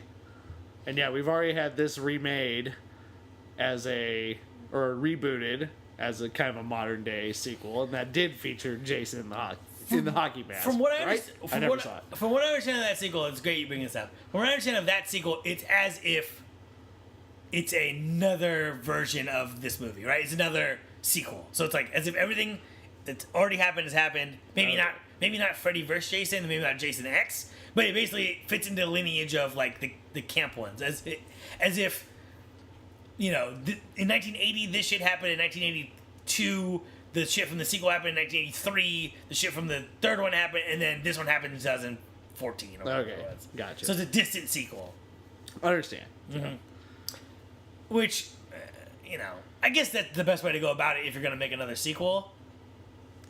Well, what can you do? A lot of shrugs going on right now. Keep squeezing that stone. But we're here to talk about the original. Kev, what'd you think about this movie? I've seen this about 3 times now, and I've come to terms with the fact that I just don't really like it very much. Did you see it as a kid, or did you see it recently? In the first half I talked about, I saw it as a teenager. That was kind of the first time I really sat down and watched it. My short-term memory is very bad. I don't remember you saying that literally minutes ago. It's all right. Yeah, I'm not gonna hold you to that high standard. It's okay. Oh my god. And yeah, I saw it as a teenager, so I didn't. When we came back to do this one, I'm like, I just don't remember much of this movie. And then I watched it twice over this last weekend. Oh, really? I gotta do it. Twice? I watched it Friday, not the 13th, and maybe took a little snooze in the middle of it, so I had to watch it again. So it was a long day. I had a long day and I was tired. Does this disc have a commentary? I'm not sure. Commentary by Sean Cunningham with cast and crew. Fuck, we should have watched that. Oh, man. Could have been good. Is Kevin Bacon on that? Does it say? It does not call him out specifically. It would make me think that he's not on it. That'd be fun. So, but yeah, I find this movie to be very languid and not very interesting. What do you mean by languid? It's the pacing is very. You know, we always talk on this podcast about this movie moves. This movie is very kinetic. You know, this movie kind of just. There's not a lot of tension in it, I don't think. I feel it just kind of moves from set piece to set piece without a lot of drive to it and just not much. I don't find the kills very interesting. I don't find the terror very shocking. And I think it's just kind of, for an hour, it's a long hour and a half, I feel. I think in terms of details, I don't agree with the details of what you just said, but I think globally, I do agree with what you're saying. I think that first things first. Before I say whether I like it or not, because I have mixed emotions, but the first 30 minutes is a real slog through the mud. Yep. It is slow. Scenes don't really pay off I think they play off globally. I don't think they pay off in the moment. No. Right? And I'll get into that in a minute. I think I saw it, like I said earlier, or maybe I didn't say. I saw this movie for like the first time, like maybe a year ago or a couple months ago. It was, you know, Friday the 13th Part 1 was never on USA. It was always Friday the 13th Part 6. Yeah. So I loved the shit out of it when I saw it first. I was like, and I was on a slasher kick at the time. I was watching Chopping Mall. I was watching a lot of shit. Chopping Mall? The Chopping Mall, The Initiation, everything that was on Netflix. I watched Pieces, which that's more of a gallo. But so I kind of I love the idea of this movie, and I think the last half becomes the movie that it's supposed to be. The first half is real fucking boring, and there's lots of kind of bobo scenes. One of them being Ralph. Oh God! And also, I have a note that just says "fucking Ralph." You wrote that down. You know, it's trying to. I also think that part of the problem with this movie is that we know the genre, because basically the slasher genre turned into CSI and NCIS and Criminal Minds, right? Those are slasher movies now, right? That's what this turned into. We have these gory kills, and you have a mystery and a team. Like, if you didn't know anything about... And which of these kooky people is potentially the killer, you know? That's what I'm saying. If you didn't know anything about this movie, if you were in 1980, if your friend said, hey, let's go see this movie, Friday the 13th, saw the trailer, and you're like, I haven't even seen it, I don't know anything about this movie would probably blow your dick off, because it's just like, who is doing this? There's no clues, right? I think they're supposed to make you think that Ralph may be behind it, but he's not behind it. You know what I mean? Like, and it's different than Halloween, where we know who the slasher is. We know Mike Myers is the guy in Halloween. This one is stringing you along, saying we're not going to show you who's killing these people. And then the twist is Grandma did it, right? The old lady is the killer, and then she turns from an old lady to like bonkers, insane, like, you know what I mean? Instantly. And so it's like, I could tell, if you didn't know anything about this movie, that reveal would be like, wait, what? And then when she starts talking as Jason, like, kill her, mommy, kill her for me, it's like, your brain would be like, ah! You know, like, ah! You know what I mean? Yeah. So... Yeah, definitely of its time. Right. It would have been very shocking. Right. So. And if it was more obscure, I think, probably would have worked better on all accounts. But it's not obscure. It's a movie that everyone kind of knows. Yep. So I think that is something to consider when saying, like, I agree. Like, it definitely... It's very of its time, and it did, like, basically solidify a genre. That Halloween basically started... And then Friday the 13th was an extension of that, and now you get a million slasher movies out of that. Mm-hmm. Like, it set the blueprint, you know. Right. I will say I love the idea of, and the movie oscillates between being like kind of shitty made and made really well. Like, there's a really good shot where, okay, so shit has gone wrong and they're freaking out, so they're like, okay, let's call for help. So they go over. Because up until now, no one's realized anything's gone wrong. So they go to the window, they break it, they unlock the door, they walk into the place. We, as the audience, pan over to the next window. They go in, they try the phone, doesn't work. They try the payphone, that doesn't work. And then they're trying to freak out, and then the camera moves up, and we see a cord, and we move over again, and then we see that the cord's cut. That's a really great shot. And there's other really great shots. There's a shot where Miss Voorhees has presented herself as the killer, and our girl has ran around the whole camp and is now back in the room that she started in, and she uses her fucking, Girl Scout fucking skills to tie the door to like a beam, and then she's piling a bunch of shit in front of the door, and it's just really one long take, not on a tripod, just handheld, and it really feels like she's losing her mind. Also, that door opens out, so putting all this shit in front doesn't mean anything. Just like the Big Lebowski. He opens the door, and that chair goes plump. I'm going to say this, and then it's going to lead to us doing this episode. I've never seen the Big Lebowski. Oh, boy. Never seen it. It's time now. So. It might be 2015. It might be time. But exactly. That door opens out, so it's like, that is not going to work. But it works in the context of the movie. But yeah, when you're caught up in her being pursued, and this lady's clearly crazy... Yeah, it is this like long shot of just her. And speaking about that, because that's a dumb thing to do, but no one really does dumb shit in this movie. No one runs upstairs for no reason. No one, like, they all are acting. They go outside half naked though, in the pouring rain. Oh, but they're doing that for fun though. Put your clothes on. Okay, we gotta go back. We gotta take it back one. First of all, every girl in this movie is super charming in their different ways, right? You got Alice, who's just kind of she's just a normal fun girl, right? You got Annie, who talks to dogs. Annie's like your weird hippie friend, right? Yeah, she's fun. Like, she's talking to dogs. She's like, hey, I'm gonna cook for some kids. It's gonna be all right. You know what I mean? It's gonna be pretty chill. Then you got the girl in the pink sweater. Yeah, whatever her name is. In terms of the names, yeah. Yeah, I don't know her name, but she's not wearing a bra this whole movie. No. And she is DTF. Fun. And then you got the other girl, the last girl who wants to play strip Monopoly, which, by the way, that whole scene to me was just like, I want to be in this movie, because like that was hilarious. That was like so fun. She's like, "What are you, chicken?" I get, you know what I mean? Like, and he's like, "Well, where's the $500 bills?" She's like, "It's there. Give me the shoe." It's like this funny stuff, you know what I mean? And then they all do walk around half naked, but it's like they're outdoorsy people. There's no one around, right? You're in the middle of nowhere, and it's just like it's kind of funny. It's like the rules of strip Monopoly seem to be. Let's just deep dive into strip Monopoly. The rules of strip Monopoly are you can buy property for Monopoly money, and then you get $200 when you pass go. But you don't make any money from when people land on your square, your property. You get a piece of clothing. Community chest cannot get you any clothing back. And then my assumption is, so say you land on Park Place, and so you give me a shoe or whatever. If I land on your property, you can either ask for my clothes or your shoe back.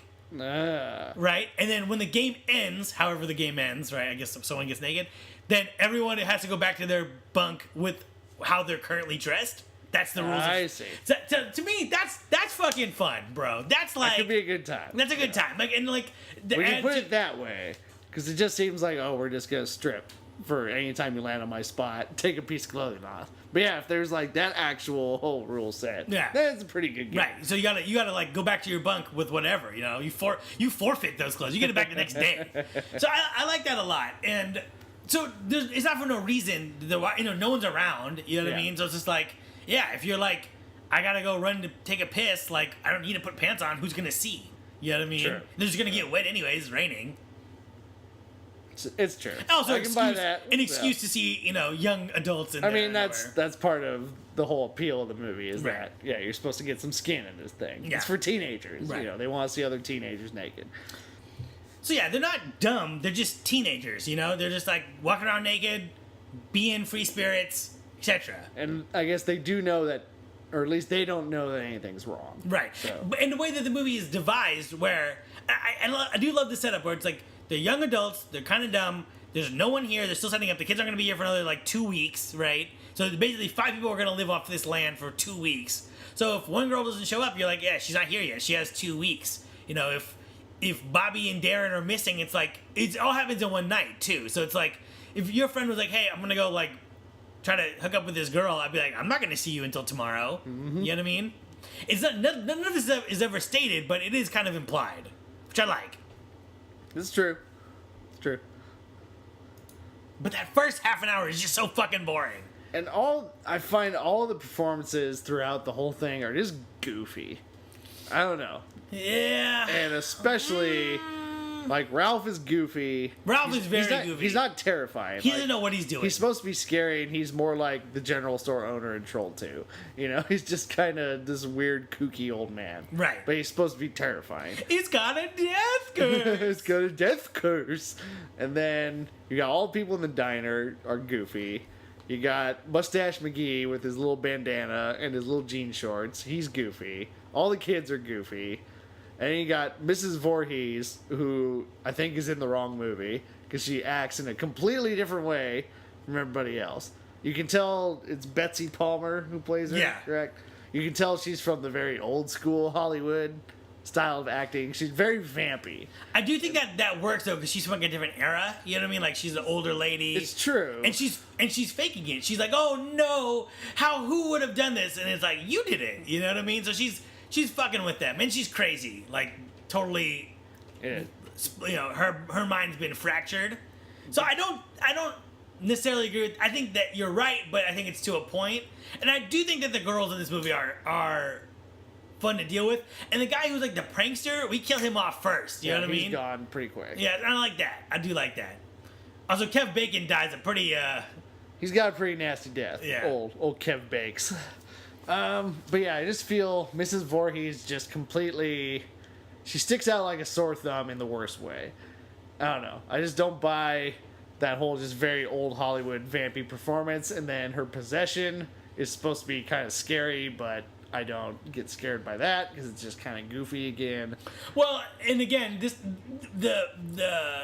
movie has been borrowed from, stolen from, and has influenced everything. It has. So in terms of the psychological scares, not much there. I think the only thing that can really scare you at this point is the jump scares, which we'll get to in a minute. And that may not be right now. Did any of the jump scares get you? No, really, they really don't. I feel that the music kind of telegraphs them the whole time. I got 3 of them got me good. And by good, I mean I was like, huh! You know what I mean? Yeah. 3 of them. That first one, when the first girl gets killed in the woods, what was her name? Annie. Annie gets killed in the woods. So she's running in the woods, and then she's like kind of slowing down. Her knee hurts, and then the killer steps out, and it's just like blah. You know what I mean? Yeah. Like the music crescendos. When Alice wakes up, Bill is trying to turn the generator back on, and Alice is like, you hear her before you see her because she's sleeping. So Bill is just like kind of like futzing with the fucking the choke. I don't even know the parts on the thing, and then you hear Bill, and then it cuts back to Alice, and she's like looking around because she just woke up, and then it just comes out of nowhere, and I was like, holy shit, it's a cheap scare, but it got me. And then when Jason comes out, that is a good scare. Yeah, I was like, oh my god, because it's so idyllic and it's so like we made it. Oh my god. And then we've never seen Jason except like in a really foggy flashback from Mrs. Voorhees. And then, he just kind of comes out and rips her down. Apparently, I read on IMDb, Tom Savini, the guy who was the makeup director on this, basically, he said he would hang around movie theaters and go in towards the end of each screening and watch the audience like react to that scene. So that every time they just shit their pants. Terrified. He also said that the lore goes that was his idea. Yeah. And that the writer doesn't like it because he thinks that Jason is also the victim, and that it doesn't make sense for him to become the villain because he's the victim too, just like the kids are the victims. Yep. Interesting. I think we know who won that argument. Well, yeah. In terms of Jason being in every other Friday the 13th as the villain. Yep. So I want to get into the idea of slashers as punishment against youth, right? And how this movie, which people say personifies how it is not true. Ready? Ready. So there's an interesting parallel between 2 things. Jason dies drowning. 1. We learned this from everyone. Everyone says a kid drowned there, right? So we know that element of the story is true. Jason drowned, right? People in the diner said it. Jason's mom say it. It's a known quantity in this movie. Got it.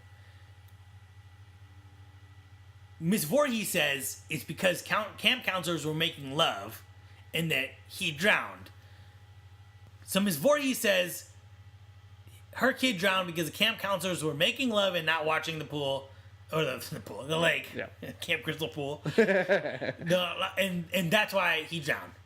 And then we cut to this weird image of Jason drowning, and he's saying, "Mommy, help, mommy, help, mommy, help." And she's completely deranged. So we don't know if that's true because the killer says this, right? So it's like, you're not a reliable narrator because you're crazy. So did you let him drown? And this is your memory of him drowning? He sees you and asking for help and you're doing nothing? Did he actually drown because of the camp counselors? Were they really making love? We don't know any of this to be true, right? This is just her hearsay. No one has verified this. Also, in the beginning scene, and Kevin Bacon's wearing some Speedo-style briefs that he is just unashamedly rocking. And more power to him. More power to him. He's very European. Goofball McGee, male character, is pretending to drown. All of the counselors who are there at the lake freak the fuck out. Bacon jump right into action. Yeah, or like we gotta go help him. Bacon and some girl who has put on her shirt. Right, she's getting dressed because they're gonna leave. She jumps in half clothed. 2 people come out in a canoe. One girl's getting the fucking life jackets and the fucking the inner tube ring. You know what I mean? They leap into action. So there is a complete. Even if you believe that in the 50s. Her kid drowned because of people were not paying attention. These are not those kids. And that scene, which does not work. That scene is kind of, there's like a real build-up and then no payoff. The payoff is that he just wants to get he wants to kiss the girl. It's not very funny. People don't really get upset. The scene doesn't work, but it's left in there because I think it's illustrating the idea that these kids are not those kids. You know what I mean? Yeah. They're literally not them and figuratively not them. These are more attentive. They're still kids. They're still goofy. They're still running around in their underwear and being fucking dumb. But if shit goes down, they're there to help. You know what I mean? There's a real difference. So I feel like we're not supposed to be judging these kids. These are just regular people. You know what I mean? They're like, yeah, you know, fucking Kevin Bacon wants to have sex with his girlfriend, but he's not like a monster. You know what I mean?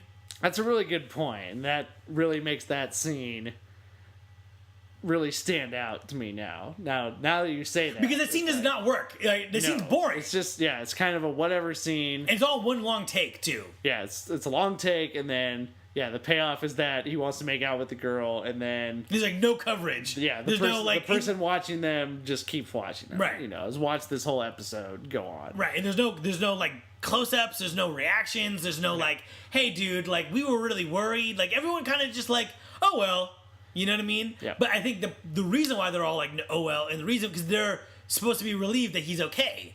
Yeah. You know what I mean? That's not really. I think that's not expertly conveyed, but again, leaps into action.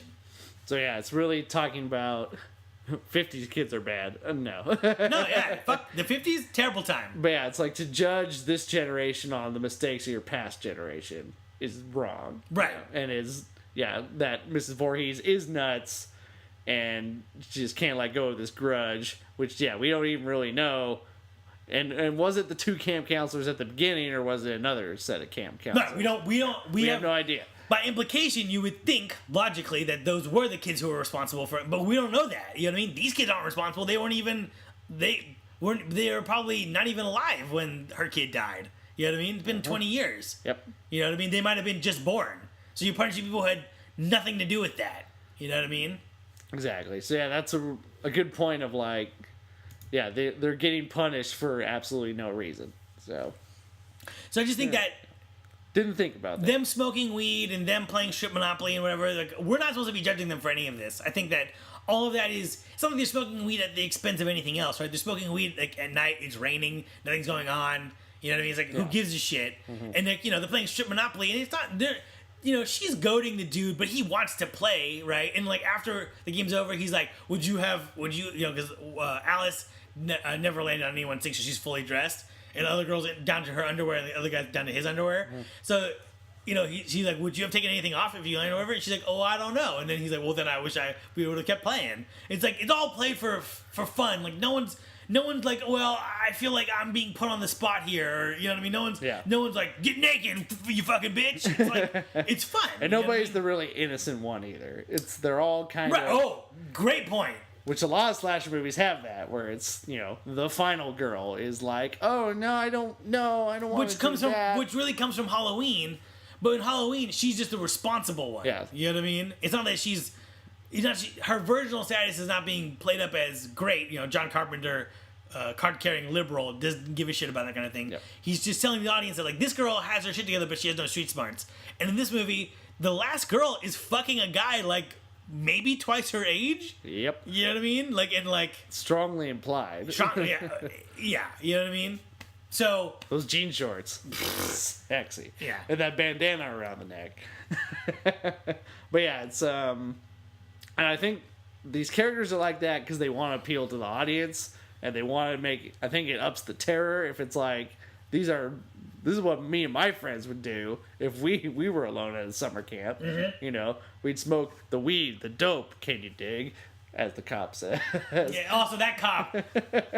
There's a lot of bad dialogue in here, a lot of expository dialogue for no reason. Like, I'll turn on the lights. Like, we don't need you to say that, bro. Just turn those fucking lights on. But then there's some other dialogue in this movie that is... Yep, that cop. Hilarious. He's got that one scene and he makes it. Yeah, he chews that scenery and I love it. But yeah, it's like this is what my friends and I would do if we were alone at summer camp, and what if we all got killed? So still making summer camp scary to this day. Well, it's a great setting, right? You're purposefully away from people, right? And it's not like people bag on like the cliche of the cabin in the woods. Clear their windows over there. Creepily windows. It's got me paranoid now. Indeed.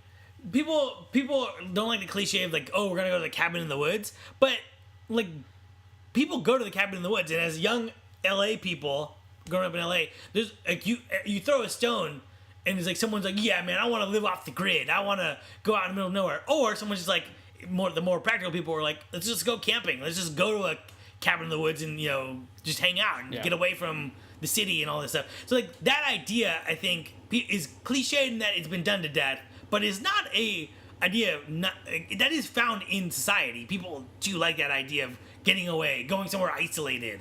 You know what I mean? It's nice to get out of the city, I threw that stone and I hit Kev. Yeah, got me right there. So, as someone who grew up very near nature in Eastern Washington, you drive half an hour and you're in the middle of nowhere, basically. It's like, there is that catharsis of you're getting away. Everything's a little simpler now. You just kind of hang out at the lake, at the cabin, wherever you're going. You know? So it's that appeal is always going to be there as long as we all live in cities. Right.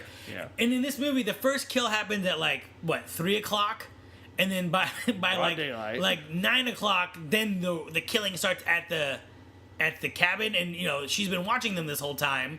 But all the shots far away that are like stalking and whatever. Lots of POV shots, lots of zoomed in shots, which Yeah. always implies somebody on the outside looking in. Right. And so there's a real sense of she kills the first girl, she kills the camp counselors when they're alone having sex. Then she starts killing people who are more in contact with each other, and that's when they start to realize that something is wrong. But then by that time there's only 2 of them left.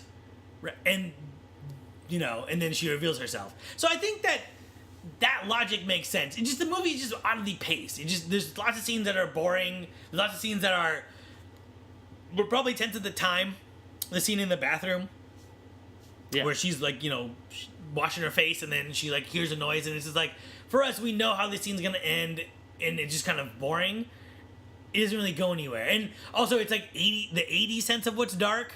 Like right now in a horror movie, if it's dark, there's literally no light. It's a black screen, right? In the 80s, it's like, turn off that light. And it's just like, you just turn down the lights when you turn them off. You just turn the dimmer. Or there's the blue like hue coming through the window. It's like, you can see just fine. It's like a video game, like from the 90s, where it's just like, now instead of everything being orange, everything is blue. Exactly. And it's not dark, people. It's Mario Night. Yep. Getting away from this movie for a second, did you ever go to sleepaway camp? I did like a band camp once, but it wasn't a all summer long camp. It was like 3 days, Yeah, I feel like nowadays this would be prohibitively expensive. Yeah. Oh yeah. Jeez. Like a whole 2 months like staying away in cabins. Yep. That just seems impossible. I knew kids that did it, and there were a lot in around my area because there's lots of lakes, lots of woods. But yeah, I was never sent away for an entire summer at camp, But, so yeah, it's not a familiar experience to me. But I did go camping a lot in the summer, in the spring. So it's, being out in the lake, in rustic territory, and really being cut off from a lot of communication that you kind of take for granted. So there's no cell phone, there's no cable TV. You gotta have your wits about you and just do what you gotta do. Bears sounds like my nightmare. Bears in Eastern Washington? Oh yeah, our camp we had a bear stuck in it once. Little black bear. What'd you do? They put up a trap for it, but he just kind of like tore through some trash cans, and that was about it. Yeah. He didn't hurt anybody, but he was uncommonly close to where people were. So yeah, I did not grow up camping. I also don't see nature as like this beautiful, like people have this like very romantic view of nature, like, oh, it's just so beautiful, and it's like Lord of the Rings elves, you're like one with it, and like nature is a motherfucker. Like watch Grizzly Man, and you'll see the ultimate result of that. In nature, you die. In nature, animal. Like, there's this idea that like death doesn't exist in nature, like that. There's like. And I'm not saying I love all hunting. I think lots of hunters are irresponsible. My girlfriend's dad is a very avid hunter, but he's also kind of like a conservationist. Where he prides himself on being a responsible hunter. But like nature, you die one of 3 ways: murder, starvation, exposure. Right? There's no like, and this deer just died of old age. Just like no, when he lost deer his step, are food. Yeah, when he lost his step, he fucking got taken out by a goddamn wolf, a goddamn bear, a goddamn person, something. A pickup truck. A predator. You know what I mean? Like, it's not... I don't know. People have this view of nature as, like, it's beautiful. And it is a beautiful thing. It's totally beautiful. But the flip side of that coin is murder, death, kill. Yep. And usually the people that do that have only experienced it in a way where it's a secluded campsite, you have running water, you have a cabin, you have shelter to go to that will protect you, and you have creature comforts. And you're like, man, nature is just great. What you're really saying is camping is great. Right. So, but yeah, nature is... But, like, being a deer would be a nightmare. Yep. You know, that movie, The Edge, with Anthony Hopkins and Alec Baldwin, that's what nature is. If one thing goes wrong, you're fucked. Right. You know, like, you're stuck out in the woods. Right. You gotta fight your way back. Right. And, like, people are mad at society, but what they're really mad at is the failings of society, right? Society is designed to have rules that protect us from being the animals that we are, right? We're evolved apes with, you know, predatory instincts and whatever, and society creates rules based, you know, to protect us from ourselves. And I think people have resentment against that, like as if they're above, they don't need that, you know, you're libertarians, or like, we don't need rules, we'll just do the right thing, which I completely disagree with. And then I think people are also upset that, like, those rules don't prevent all of the terrible things that happen, terrible things still happen. So I get that there's a resentment against it, but, you know, no rules in nature is not better in that way, because nature is just about there's no rules in nature. If a bear wants to just kill shit, it'll just do it. You know what I mean? Like, it doesn't matter if, you know, that deer has just gave birth to some little baby deers. Didn't matter. Bear's hungry. You're gonna eat those baby deers. Bear will kill its own babies so that it can have sex with its mate. Yeah.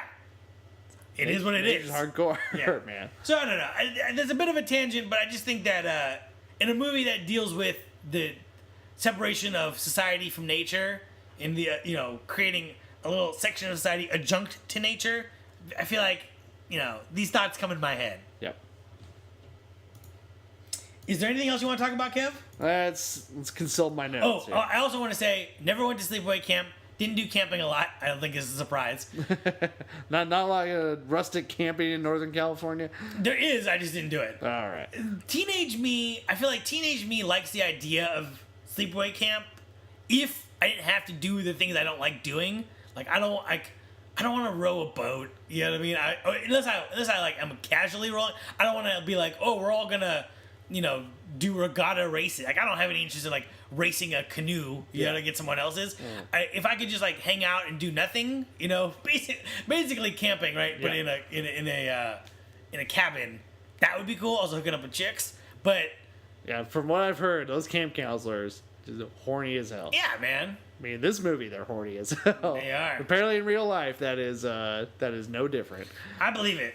I also have a romantic notion of like sleepaway camp for adults, where you just take a 2-week vacation. But I feel like that would just be like sad drug use and It could turn bad real quick. yeah, that would just be, you know, vibey badness. Yep. If nobody was there to organize it, yeah, it would just be a bunch of adults who may or may not know each other, Smoking, just doing crank by the ocean. You dig? Yeah. What do you make of the ending?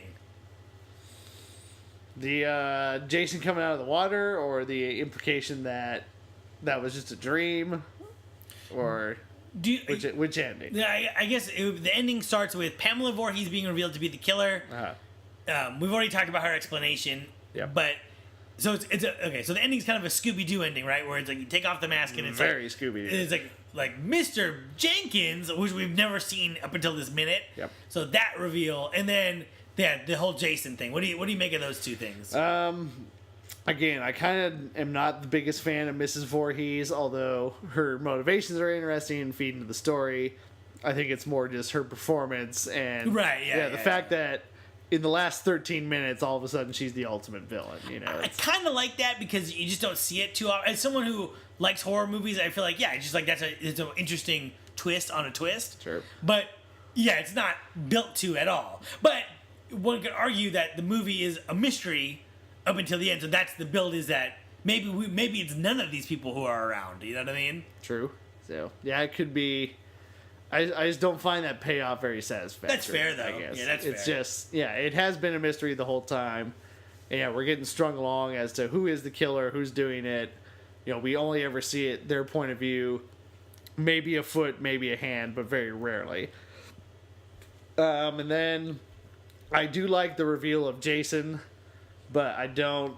Part of me doesn't like how ambiguous they leave it. Was he actually down there? Or I like the idea of Jason just haunting that lake, But yeah, when they're like, there is no boy, and I don't know. It's a little too abstract for me. We could have gotten a little something more to sink your teeth into. Right, because I guess the implication is she kills Pamela Voorhees, Alice says, and then because she's just so paranoid now, she gets on the boat to the lake so that no one can sneak up on her, because she'd see them coming, and then she falls asleep on the lake, and basically the first half of her dream actually happened. The cops come, although who called them?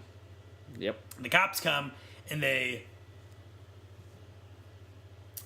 take her out of the lake, but her, and then she goes to the hospital, and then in the hospital she just dreams of Jason. So we kind of just skip that scene. It's kind of a cheap thing, right? It is. I think it's supposed to be a dream because it's very dream-like shot in a way. It's a gorgeous shot that is really not congruent with the rest of the movie, which is much more practically shot. It's like that double reflection where you see the sky and you see the water and it looks the same. Mm-hmm. Yeah, it's I don't know. It's a good scare, but I just feel it doesn't add anything to that story. Mm-hmm. Except for 10 sequels. Until the inevitable 10 sequels. Jason with a bag on his head, followed by Jason with a hockey mask. Mm-hmm. So, I think I like number 2 better. Friday the 13th Part 2. See, I haven't seen any of the other ones. We should. I don't know if we're gonna do them all. No. After at 3, you really see that they've run out of ideas. So maybe we should do 2 as well and see if it's better. I don't know. Maybe not. Because I remember when I watched this movie for the first time, I remember loving the shit out of it. And watching it again, I'm like, ooh, these rose-colored glasses are. It's just not patinaed. It's not like the Warriors where you embrace sort of some of the low-budget stuff and some of the more abstract stuff because it works within the context of the movie. It's the novelty wears off quick with this because it's like, oh, it's an 80s horror movie, but I feel like it just on any kind of repeat viewing it's just a slog. See, and I'll only disagree with you in the sense that once the killing starts, I think the movie really picks up and becomes much more interesting. And I feel like the end chase is, I think, really well done, and there's like fades in it, so it's like as if this is going on for hours. Yeah. And I think that's just something you don't really see.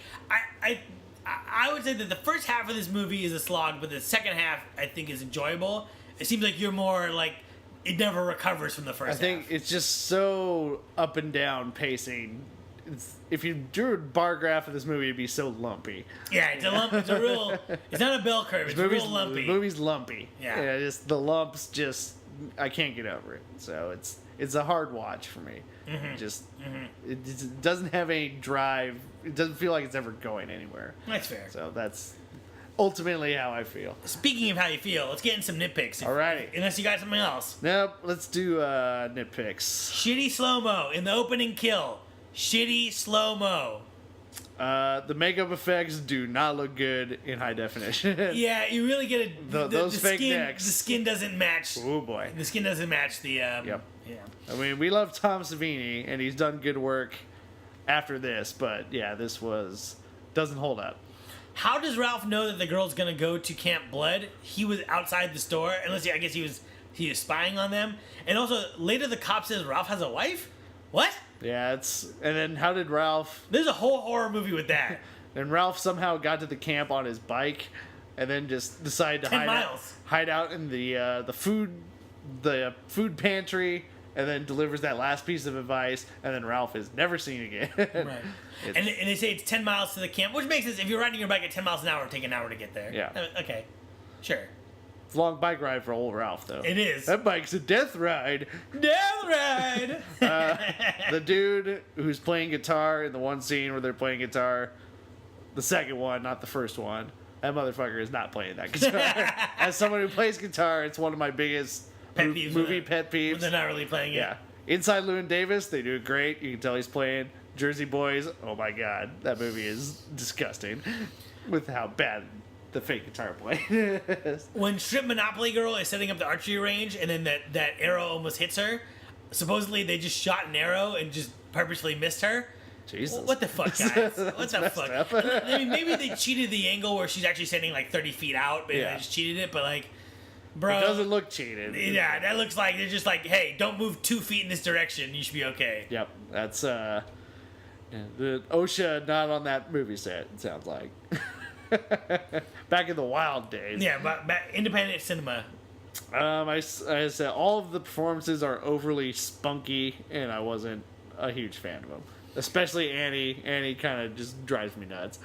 And I think if I liked this movie better, I would forgive it for this, but apparently Miss Voorhees can just like move dead weight corpses around and hang them up and throw them through windows and be all kinds of crazy shit. And it's just like, this frail old woman, there's no way. Yeah, she's like hanging people upside down, tying them up, pinning them to a door with arrows. There's just no way. When she struggles to fight with Alice, it's like you can't be. Dead people are heavy. Yeah. All right. Dead weight. Don't ask me how I know that. Yeah. Well, TV. Yeah. I just I think it works on an emotional level. It works on the level of terror, but it just doesn't make sense. Yeah. I have when she gets decapitated. First shot looks good. But then they hold on to it too long, like her hands come up and like clench up, like, oh, you cut my head off, and then she falls over.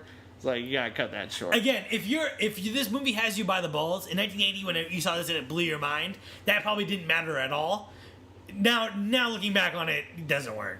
It's the hand coming up and then like making a fist and then falling over. It's like that. No. when the chef girl gets into the Jeep and and it's revealed that she's gonna get murdered. A severe lack of pronouns and coverage really, like, hey, you, how's it going? Yep.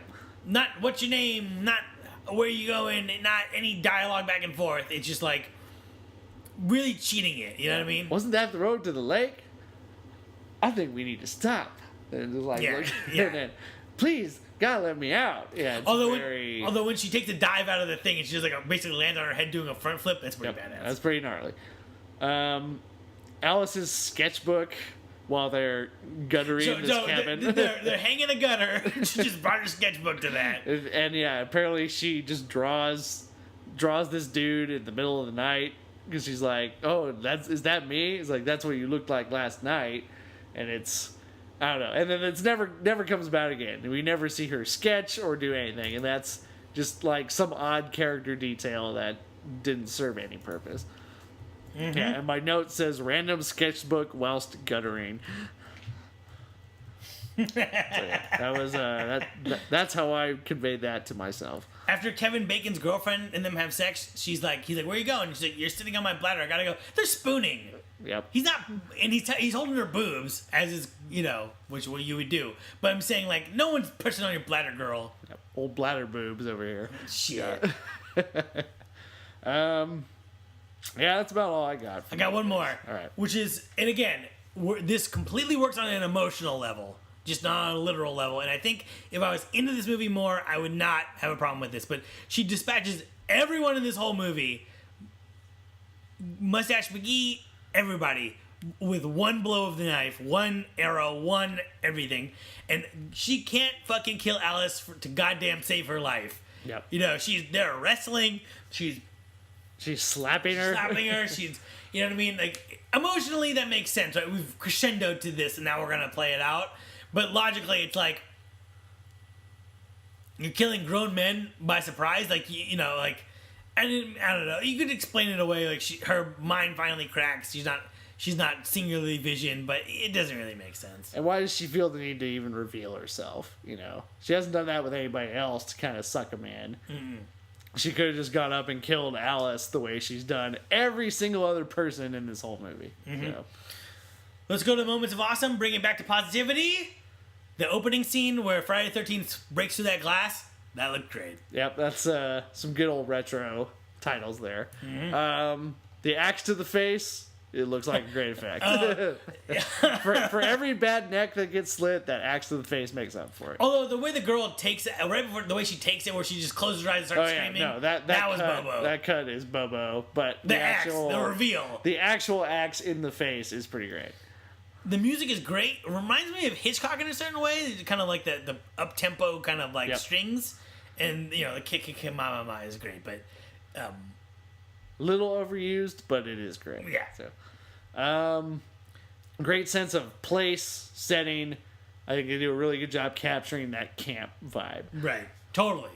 Also, a dude painting while wearing painter's pants and suspenders with no shirt. Fucking amazing. Fucking amazing. That Bill. Yeah, I think that's Bill. Kevin Bacon, I think, did a fine job in this. In a role that doesn't give him much to do, I think he does a lot. To piggyback off of that, wearing the briefs, the swimming briefs, bold, very European. It takes a man to pull that off. He is not afraid. Also, Kevin Bacon, wiry as a 20-year-old. Skinny little man. That's about all I can think of. Well, when Kevin Bacon's having sex with that girl, she's like grabbing his ass. Get that ham, girl. Get that ham. A little bacon butt. Girl wearing the pink sweater, not wearing a bra. Ahead of her time. That's some pokies. That would make sense now. You know what I mean? Ahead of her time. Yep. Girl who wants to play strip Monopoly and leaves in the middle of the game and doesn't get dressed. Like your style. Like your style. Oh. There's there's multiple fight scenes between a young girl and an older woman. We never see that in movies. An older woman takes a rifle butt right to the cunt. Mm-hmm. It's like she takes a frying pan to the face. Like it's a brutal fight. It's a beatdown. It's a beatdown. Sure. Yeah. And again, but then how was she able to overpower these men? How'd she overpower Mustache McGee? That guy. Well, she stuck up on him. She's like, "Oh, hey, how's it going?" That's true. Yeah. But he's so strong. And the dialogue, some of the dialogue in this movie is absolutely great. My favorites include, "I told you to sit on it, Tonto." when Bill is wearing the fucking head mask. The Indian headdress. So they're like, she's like, we're gonna play strip Monopoly. I get to be the shoe. And then they're both kind of like, strip Monopoly. And then she calls him out, goes chicken, and he's like, he's like, you can be banker if you're not chicken. He's like, yeah, I'll be banker. Where are the 500s? And she's like, they're right there. Where's my shoe? And when the girl buys Alice buys Baltic, and it's just so great, so teenager, where it's like, Baltic, the guy's like, Baltic, no one ever lands on Baltic, which is like, what do you give a shit, bro? Like, if no one lands on Baltic, you're gonna win. And then she says, I think it's a pretty color. It's just like, So that's everything that's right and wrong with teenagers, right? Where it's like... I think the funniest line, now we're talking about lines, best one is, sneak up on it. How do you sneak up on a snake? Also, apparently they killed that snake for real. I was going to say, yeah, rest in peace, that snake. Bold filmmaking to actually kill animals. It's right out of my letter is in the mail. Right out of Apocalypse Now. Just kill an animal on camera. Cannibal Holocaust. In bad taste. Yeah, how do you sneak up on a snake? Funny. Yeah, that whole snake scene was pretty good too. Yep. Never paid off though. Man, it's just a snake scene. Yep. So. Well, I think he's trying to sell you on the kids. You know what I mean? True. But yeah, it never. There's no punctuation on the end of that sentence. Yep. No period, no comma, no exclamation point, nothing. Does this movie work in the end for you? Ultimately, no. Yeah, I think for me it's like a soft yes. For me it's a soft yes. And I think in my memory part 2 is better because part 2 there's more that happens. There's a real, I don't know. It's tough. Yeah, I just think it did a lot for the genre, obviously, and it definitely made a lot of money. So it resonated somehow and has resonated over the years. But I think it just, looking at it through a 2015 eyeball, it just doesn't register the way like some of the more seminal movies have. Halloween to me still stands up really well. You got Alien, something like that, also a bit of a slasher movie. Still stands up. And this one, I think... Friday the 13th, Nightmare on Elm Street. Nightmare on Elm Street, brilliant. Still brilliant. Still good. I watched that movie right before Wes Craven, I heard Wes Craven died, which bummed me out real bad. Yep. Should we have a moment of silence for Wes Craven? Yeah, we're a week after we lost Wes Craven. Very sad. Seminal filmmaker. I think, yeah, we're gonna have a little moment here. And also, if you do 30-second skip on this, you're a fucking asshole. So we'll do a moment of silence for Wes Craven.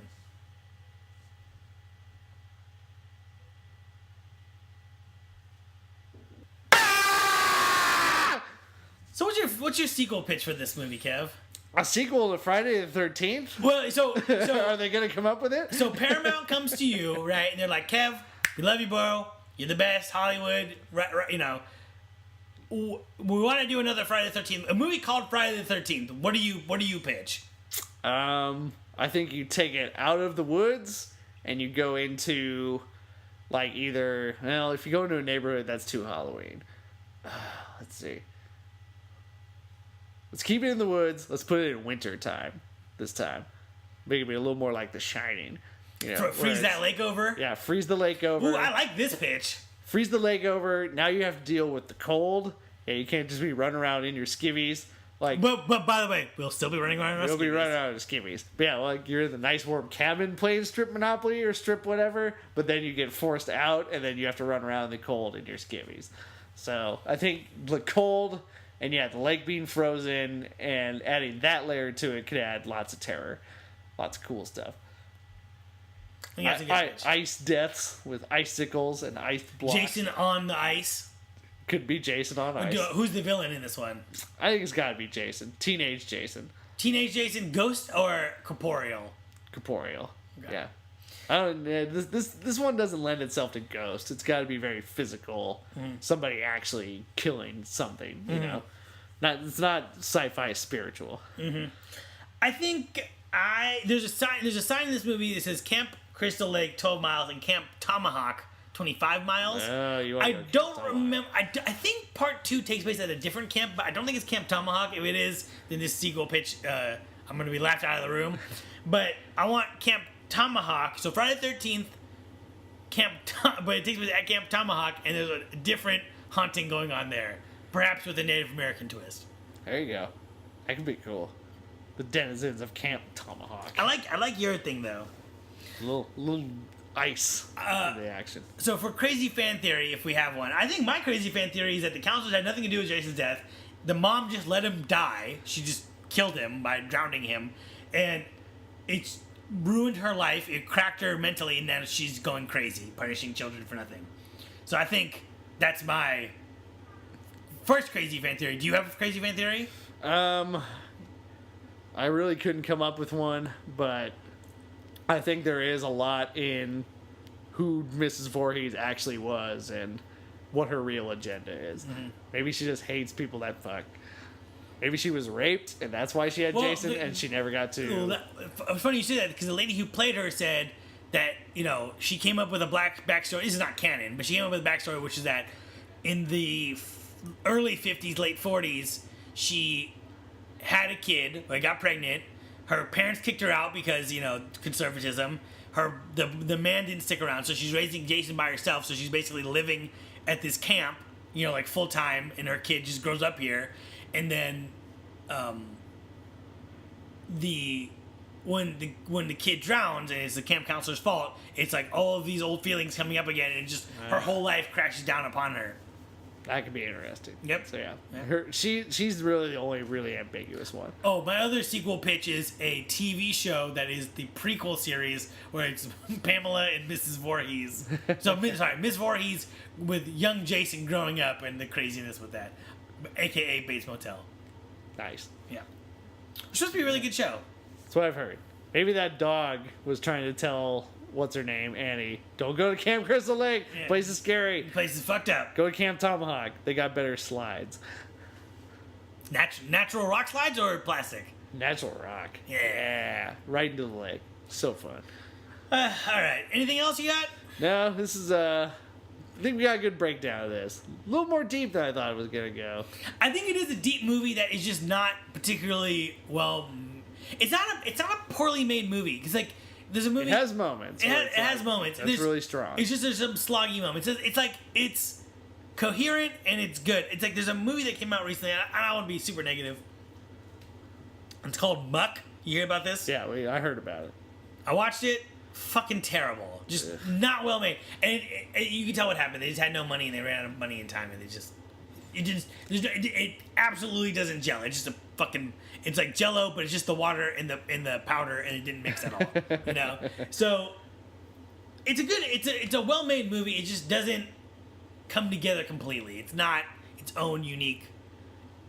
You know what I mean? I think there's a lot of nostalgia for this. I'm sure there's people who will listen to this episode who'll be like, you guys are being too harsh on it, and that's fair. Like, you know, if this movie came into your life at the right point, it would totally be the movie for you. You know what I mean? You would forgive it for all. Everything that we've said about it, you could totally forgive, right? Someone in the right mindset could see past everything that we've said negative about this movie. There's probably people out there who we love the Warriors, but they'll probably rag on it for all the same reason we rag on Friday the 13th. Right. You know what I mean? It means something to you. Right. And if it does, we're not telling you you're wrong. It's just we don't feel the same way. It wasn't a seminal movie for me. Right. So. And, you know, I do think that if you didn't know going into this anything about it, the movie would blow your mind. I think the sequel would also blow your mind, where it's revealed that it's Jason, spoiler alert. And, yeah, it's not a bad movie. I think it's just, there's parts of it that are worse than the whole. You know what I mean? Agreed. Peaks and valleys. And the peaks are not super high, although some of them sit on it, Tonto, are high. And then the valleys are valleys, you know? Yep. So that's it for us on this episode. Please come back and enjoy us on the next episode. Follow us on Twitter at Speaking Cinema, Stitcher, iTunes, rate, review, subscribe, Instagram, Facebook, you know where we're at. Any plugs, Kev? Just keep it spooky this Halloween. Yeah. Just come up with a good Halloween costume. What do you got? What do you got in cooking for the Halloween? I'm still thinking about it. You mean Lemmy? It's a good one. Thinking about it. Excuse to buy some cowboy boots. Always, hey, I'm buying some cowboy boots. I mean. Until next time. Keep it scary.